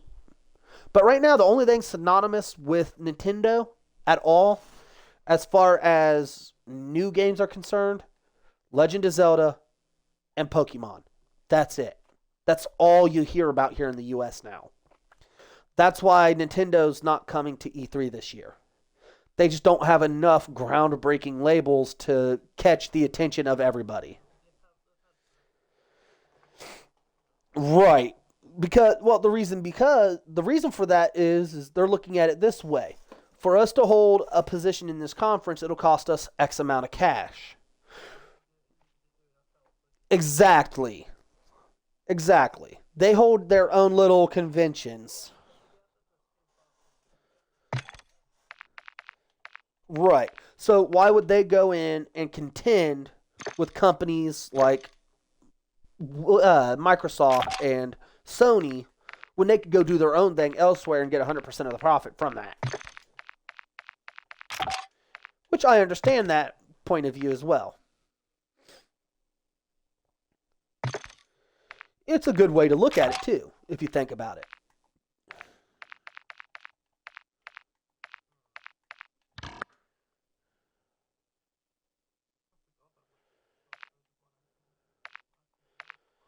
Yeah, that's that whole crap storm of what happened.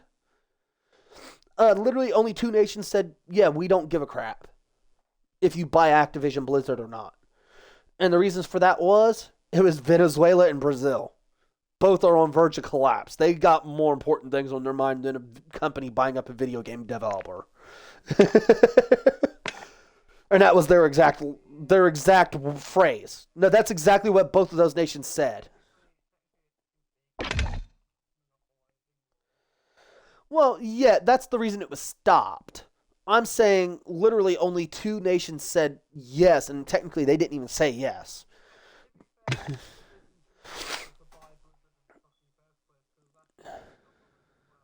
Well, no, because Blizzard didn't have a monopoly on the RPG, role playing games. At the time of that sale, there was probably 30, 40 competitive companies again towards Blizzard Entertainment when Activision acquired them. The reason Activision could not acquire Bungie as a developer is because Activision already owns Call of Duty. And yeah, Call of Duty is the main sticking point on the rest of the world saying no to Microsoft. Because Microsoft owns Bethesda Studios. Which Bethesda is responsible. They also bought, not only Bethesda, they bought Ubisoft. There's 2 of the 3 competitors for Call of Duty. That's 2 of the 3 competitors for Call of Duty. If they bought Call of Duty, they would literally only have 1 competitive game against them. And that would be Destiny 2. Because right now there's only, what, 4, 5 first-person shooters out there?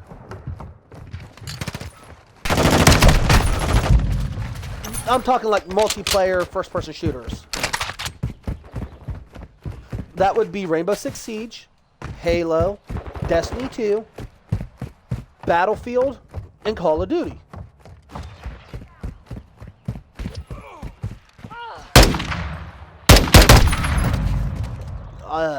Sorry to say it, Battlefield's got a lot of people still playing it.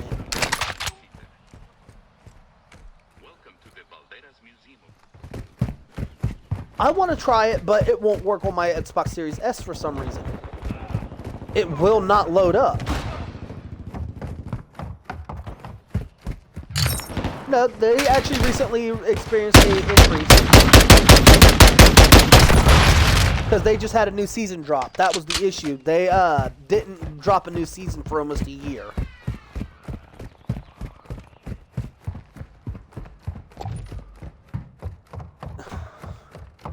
Well, no, not necessarily. It's just everything else got stale for the longest time. Because Call of Duty went stale, Destiny 2 went stale, Halo's pretty much dead for most games. Like, Halo Reach is back in its top 3 Halo games.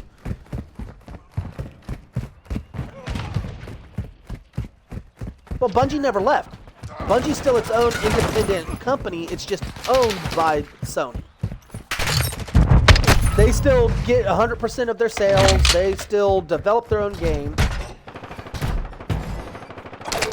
Oh, yeah. Definitely. Well, 343's CFO just stepped down.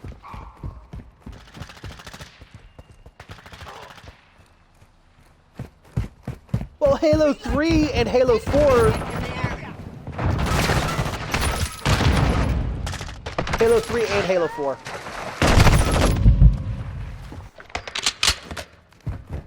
Yeah.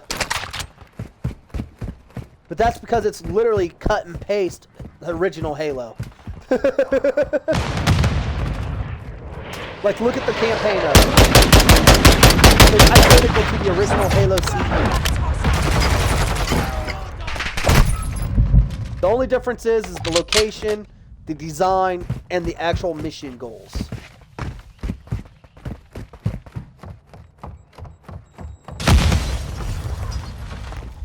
Where Rainbow Six Siege just went completely dead, development-wise, for about 8 months.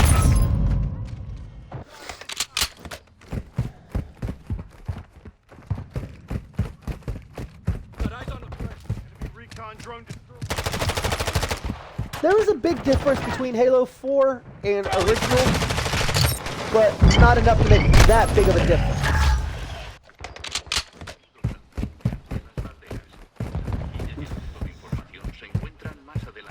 Well, Halo 4 wrapped it up pretty well for the story.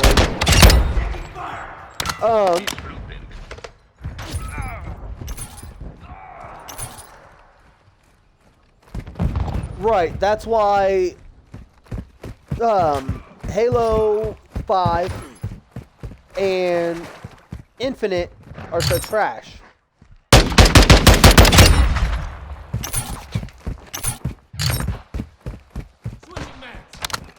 I don't like it because they messed up.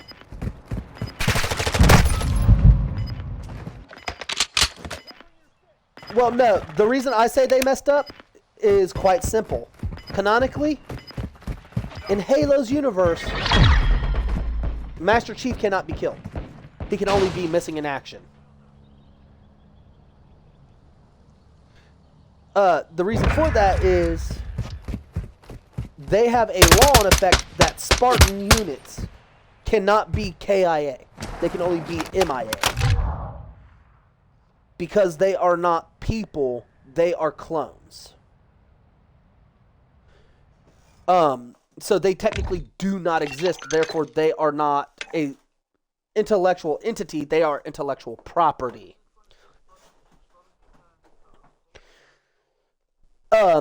Halo 1 through 4 canon.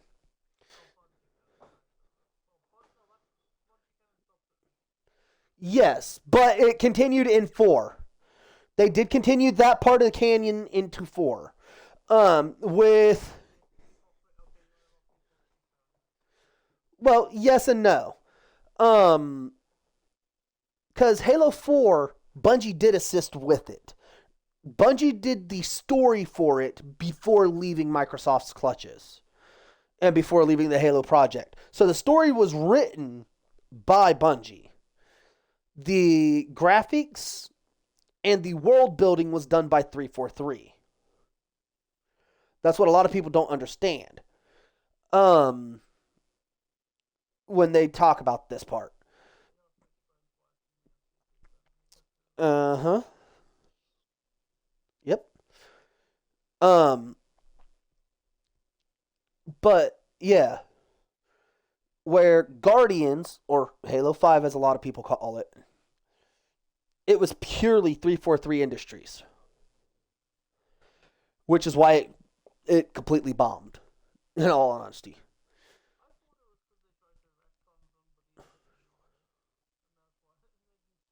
No, they tried to kill Master Chief. Literally. They buried an empty coffin and said Master Chief was in it. Um, at the end of the story on the campaign, they literally sent the remaining Spartans out to hunt down and kill Master Chief. The Guardians unit, that was their entire goal during the whole campaign, was to hunt down and eliminate Master Chief because he is a rogue entity. Well, yes and no. The main one that's on the cover art, no. He went toe to toe with Master Chief because him and Master Chief were from the same generation of Spartans. All of those other Spartans were New Age Spartans, meaning they were just standard UNSC humans. Right.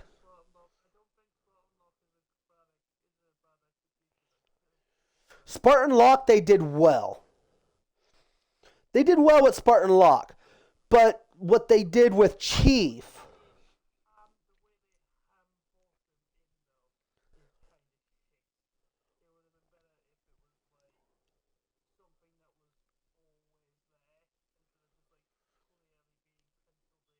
well, no.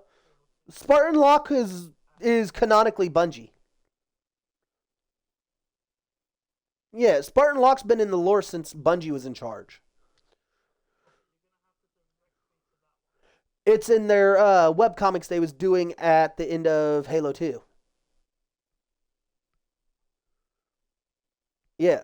There's a whole second thing of lore that most people don't even know about that's from Bungie. um Basically what it was is if you'd buy collector's editions of the games, like how they do with Destiny 2 now, they give you little books, little comic books and stuff like that, and other books and stuff like that with the collector's editions that you can't get anywhere else. And they have extra lore in them that are canon. There's Easter eggs hinting to them and stuff in the video games beforehand and everything else. So they're in there. You just got to know where to look. And basically what it was the first group of Spartans, only 6, I think it was, either 5 or 6, survived the initial Spartan program, which was super soldiers designed from abnormally gifted children that were kidnapped and replaced with identical clones by Dr. Halsey.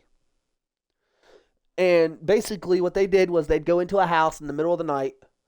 Let's say, let's say you had an abnormally high intellect, like I'm talking Einstein level for mathematics, but you also had abnormally right. Well, Locke was part of the same group that was kidnapped at the same time as John. Locke was the only other one other than John to survive the fall of Reach. At the time of Reach, there was only 5 or 6 true Spartans left after Halo 2. And Master Chief, or John, and Spartan Locke were the only 2 true Spartans to survive of that generation. The next generation, or the Mark V generation, which are the ones in Guardian, are literally just normal, average run of the mill UNSC Marines in battle armor. They have no superhuman intellect. They don't have superhuman reflexes. They don't have genetically altered physiology.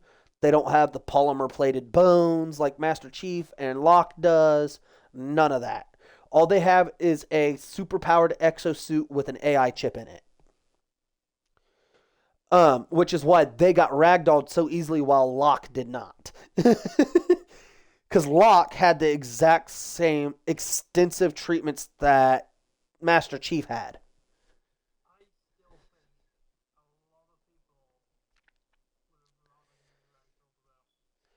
Yes, they would like that, but that's because Master Chief. You know, he is literally the most recognizable video game character in the world.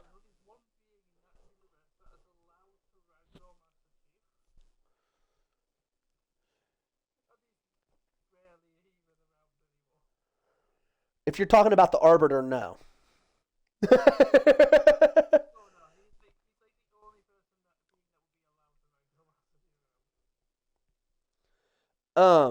Well, no, there's a few. Just Master Chief never encountered them directly canonically. Spartan Locke being one of them. The reason why is because Spartan Locke was always on the same team as Chief. Chief was actually his commanding officer at the Fall of Reach. Which is why he was selected. uh, so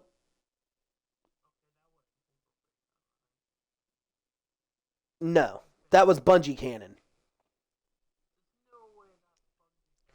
Yes, that is actually part of the lore books from the Halo Reach Collector's Edition.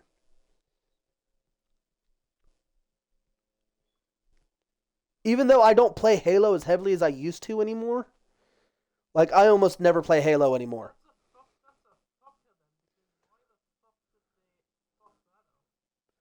They didn't. They left before they could integrate him in to the main storyline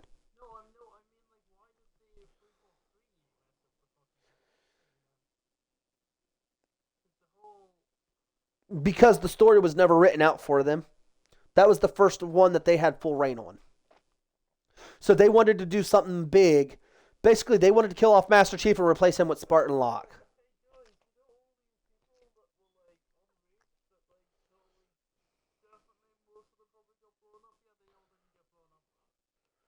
No, they did die. Yeah. 343 kept that whole Bungie canon for Guardians. The only thing they did differently was they brought in a new generation of Spartans who were not super soldiers.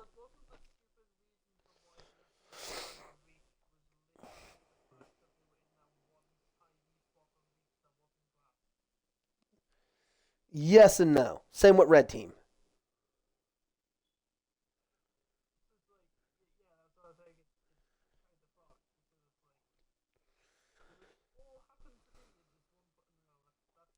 But Spartan Locke and Master Chief were not part of Blue Team or Red Team officially.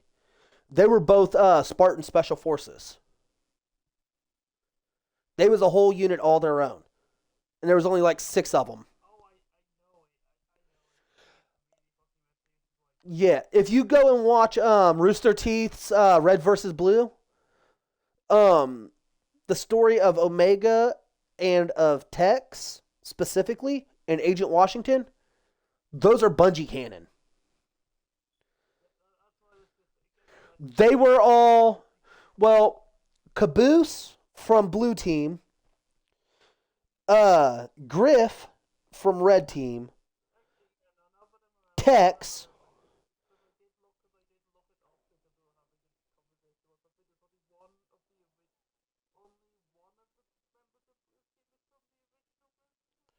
And that was Caboose.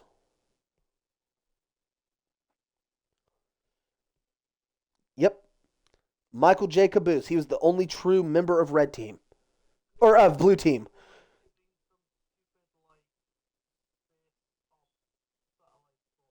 Yeah. And he lost his memory, but retained memories of his training and stuff. So what they did was they integrated him into RVB's Blue Team.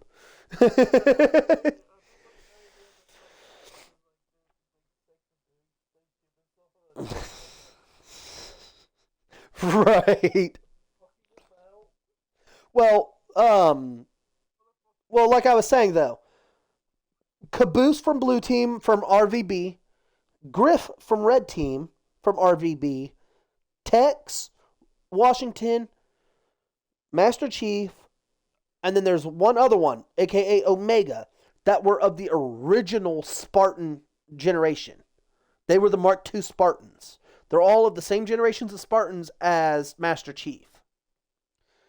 They had two failed generations after them. Uh huh. Okay.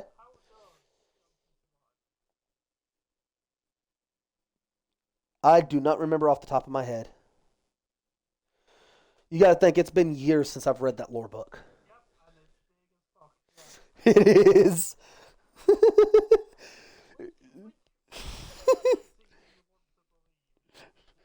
Bungie's. The collector's edition is what I go off of. It's basically the Bible for Halo. But Spartan Locke.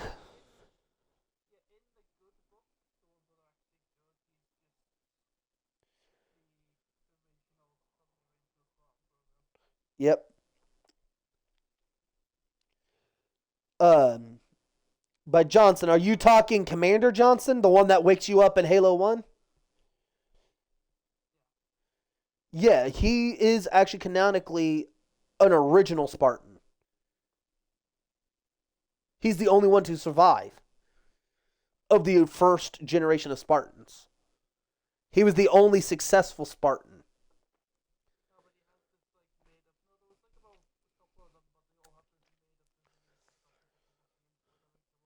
Yep. It was it was a disease caused by the polysteel that they put on the bones of the actual Spartans. And it causes insanity, which is what the AIs are for, that the second generation was given, aka Cortana, was to help counter the disease's degradation of the Spartan's mind. Basically, they became antisocial and anti-authoritarian. Basically, they turned against society mentally, unless they implanted the AIs into their heads, like they did with Master Chief. Um, Johnson was the first one to have the AI implanted, but his body rejected the AI, but the effect still was there. It countered the disease well enough to keep him alive. But he was never allowed to leave the military till the day he officially died in combat. Which is where it comes in of Bungie canon of Spartans never die. They only go MIA. Because they are military property, they are not people.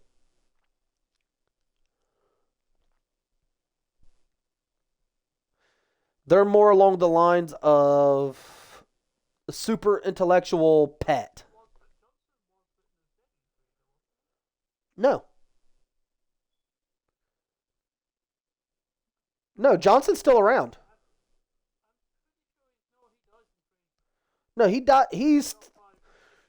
He gets shot, and they leave it vague to make you think he's dead. But no, he's still around. Because at the end of 4, if you remember, when they all find out what Halsey did to get the Spartan program up and running with John's generation, Johnson has actually been working undercover to figure out what the fuck really happened with the whole Spartan program during Master Chief's generation.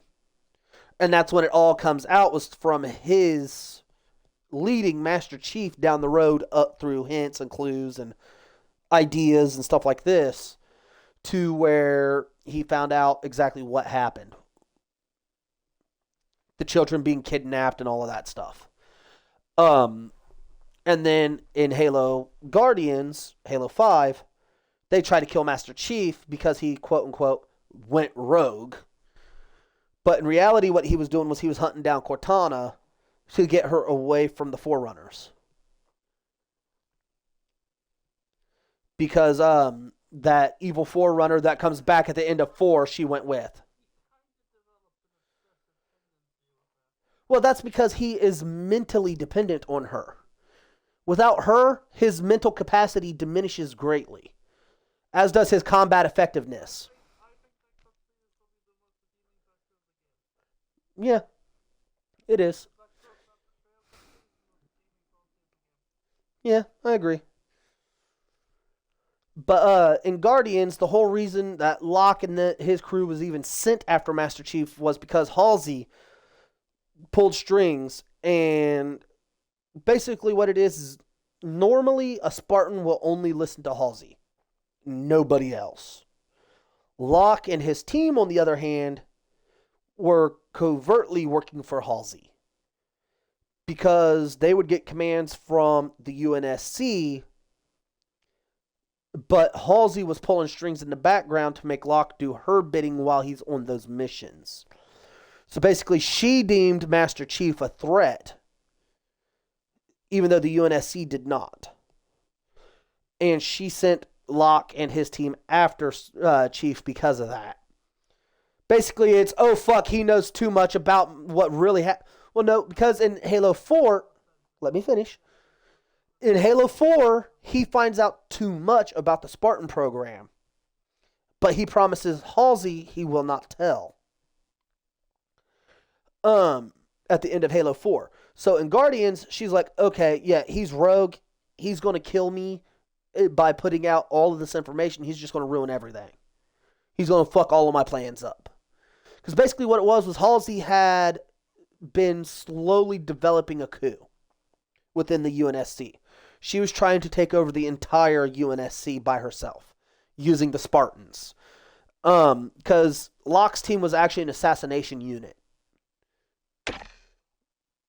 And it was under direct control of Halsey. Making so much more sense. Yeah. Basically, the whole game of Halo is following Master Chief as he uncovers a coup started by Halsey. That's basically what Halo 4 on is.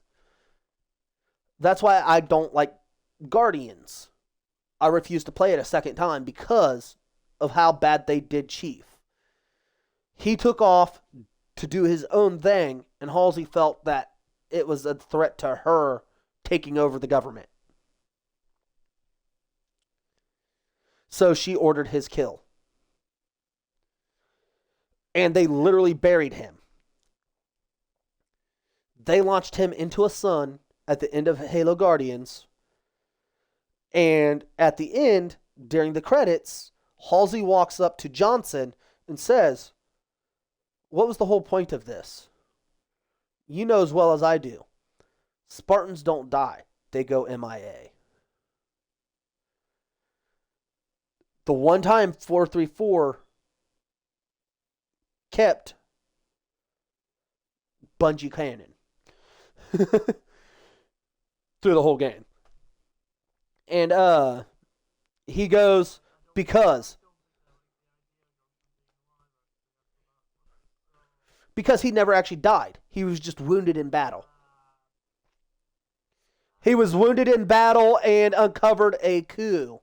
He uncovered Halsey's coup on his own by accident.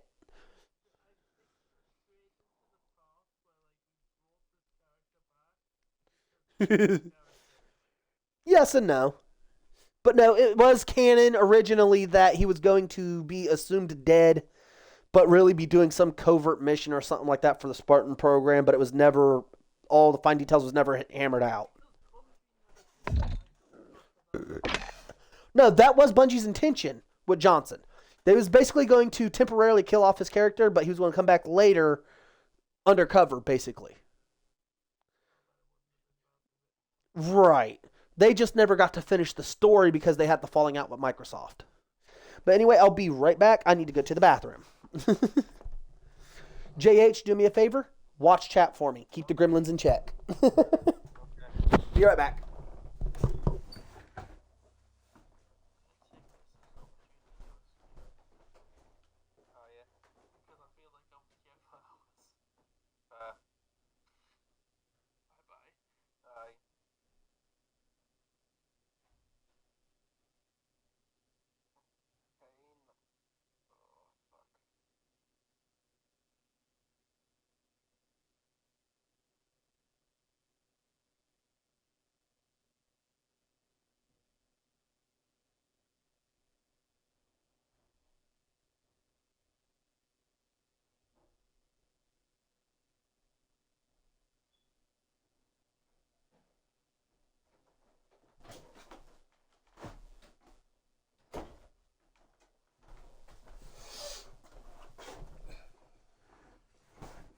Oh. Ow. Okay, I gotta take that earring out. That's starting to get annoying. My earring keeps getting snagged on the fabric of my headphones. Oh. Alright, I'm back. Sorry about that. But, yeah, there's actually a whole lot of lore a lot of people don't even know about, but you can find it if you know where to look on YouTube. Like if you go over and check out Bife and a couple of others that do Destiny 2 lore, a lot of them did Halo lore as well back in the day. And what they do is every time they released a collector's edition, they would specifically go and buy it full price pre-order just so they can get their hands first on the lore books. Which is where I learned a lot of this lore. They do the same thing still today with Bungie with Destiny 2. I'm gonna kick back and prop my left foot up because it's starting to hurt. I twisted my ankle earlier. I had to go over to my aunt's and drop off some tomato cage fencing. And I tripped in the alley on my way there and twisted my ankle in a pothole. It didn't like twist it enough to like injure it, just enough to like tweak it enough to make the muscles hurt in my ankle. Doesn't hurt. I got bone spurs in both ankles, hips, and knees. I used to walk around 200 to 250 miles a week. Up until about 9 years ago, I walked literally from one end of the state to the other on a regular basis for work. I would walk, let's see here. I would walk to my first job in the morning at 4 in the morning. It was 6 miles each way just to go to the job site, where I then got the ride to the actual work site. I would walk around work all day. I'd come home about 3 in the afternoon. I would get something to eat. Then I'd go out to my next job, which was my own personal self-employment.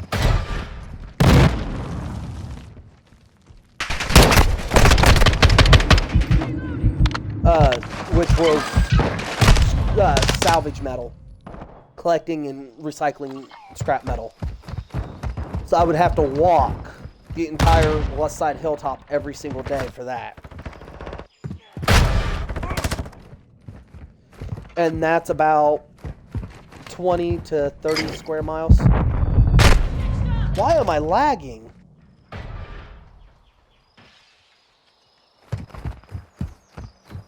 I shouldn't be lagging. Nobody else is home.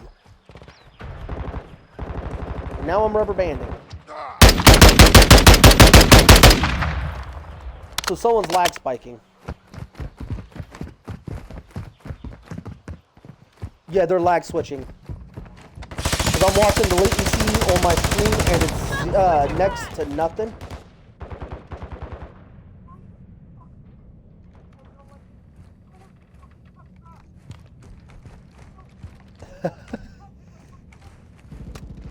Calm down, JH. It's okay. I'm used to it.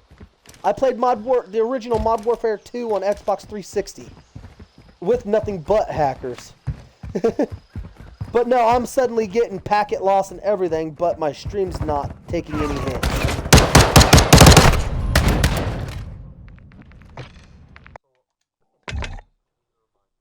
It's all good, bud.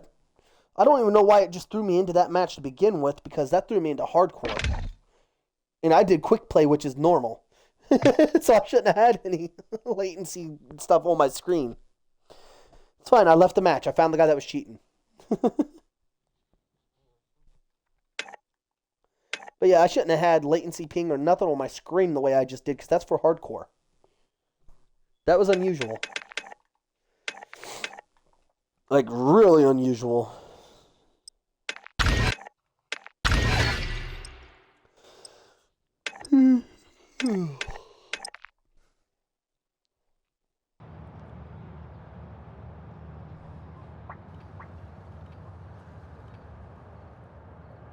I know. I know. I was watching what I said.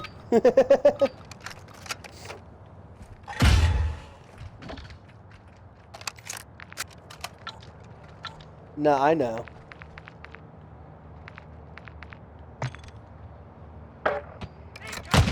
Like, okay, my latency right now in the new lobby, staying about 50 ms. That's about normal for me. With a 0% packet loss. I got close to a guy in the hallway that was standing there crouched with a sniper rifle out, who hit me with Dragon Breath rounds and a sniper rifle, which makes 0 sense because Dragon Breath rounds are shotgun rounds.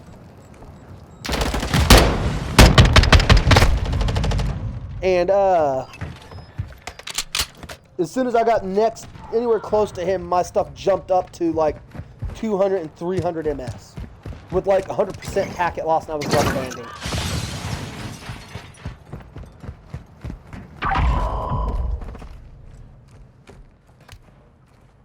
Oh, that's exactly what it was.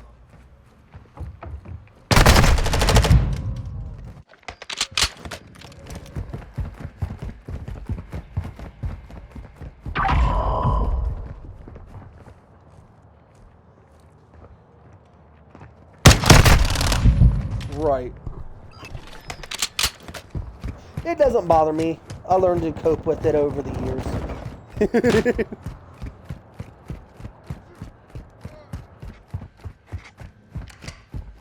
Well, the reason they're doing it in online matches right now is they're desperate for wins. Because of the new ranking play. For some reason, it joined me on ranked play when I went into quick play. It was a glitch. Yeah. It threw me into the wrong playlist.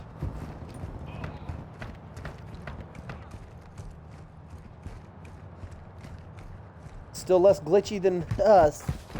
Than Skyrim. As sad as that is.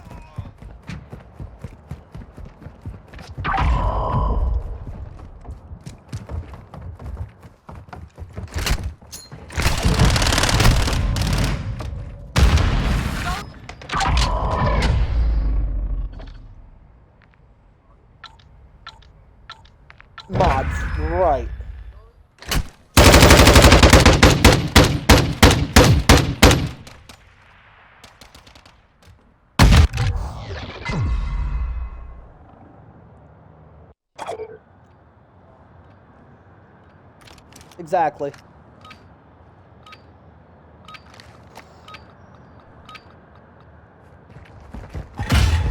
Oh, I know exactly what you mean. That's like one day my cousin was in a party with a bunch of guys that were actual members of professional gamers. Of Call of Duty players. I'm not going to mention names or affiliations. And he was doing a recruitment game. Just, you know, goofing off. They was doing recruits and stuff. And they needed a couple of extra players, so they asked me and my cousin to come in and play with them. Because my cousin was good friends with one of them. And so me and him got in there and played, and it came down to a 1v1 between me and him. And they said, well, no using mods, no using hacks, etc. Full on skill, we want to see what you both can do. By the time I was done, my cousin completely rage quit. I was like, and now you see the truth. He was only winning because he was cheating.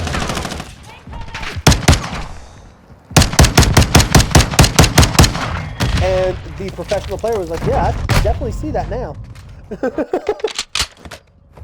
Like, I used to be really good at this game. I was like a super fucking sweat. But over the years, I just got away from Call of Duty and went into other games.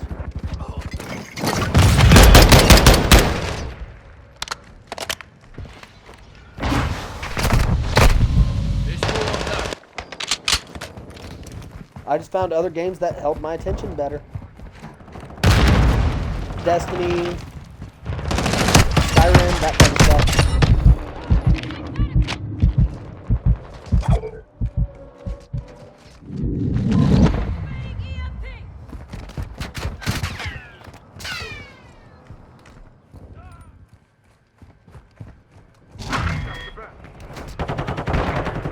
I didn't like GTA because of the level of cheaters.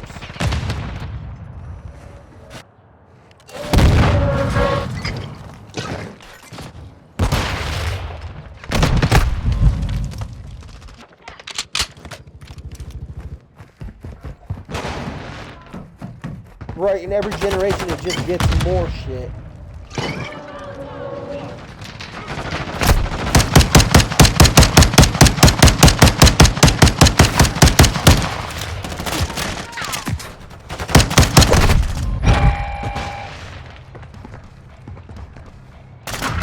Yeah. I stopped playing GTA back around GTA San Andreas.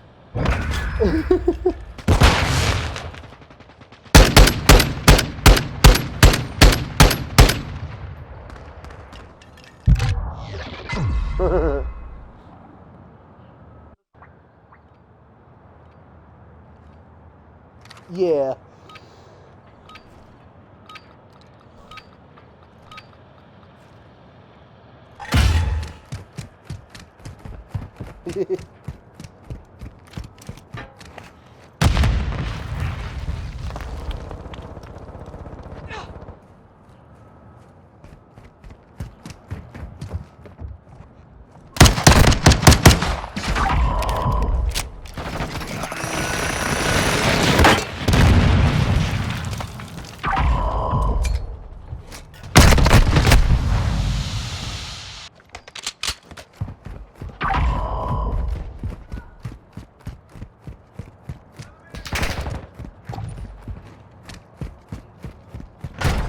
I believe it.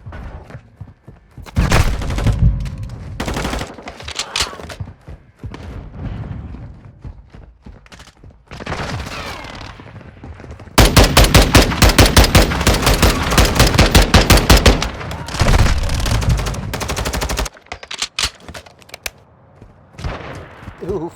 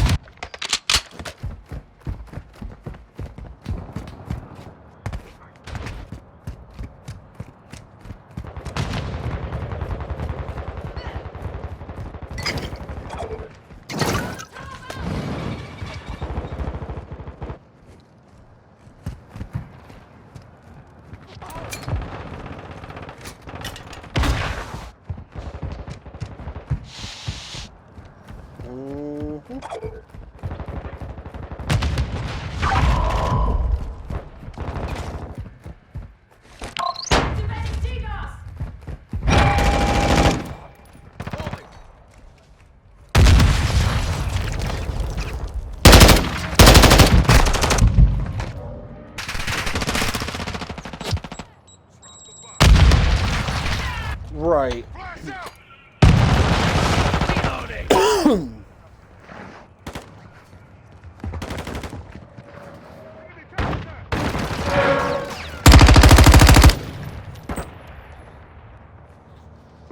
Right, right.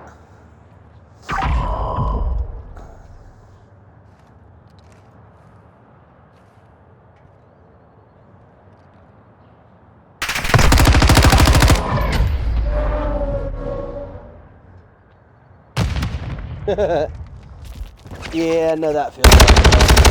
I used to do that a lot on Call of Duty.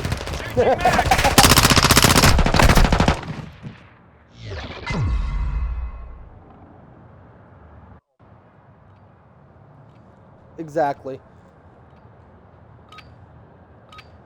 Just a second, JH. Alright, guys, we're going to go ahead and end it here. We're going to raid Frosted right quick.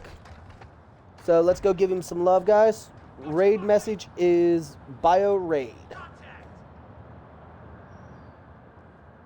And now I have to refresh. Because it's not showing on my screen. Eek. Been doing that a lot lately. Glitching when I do raids.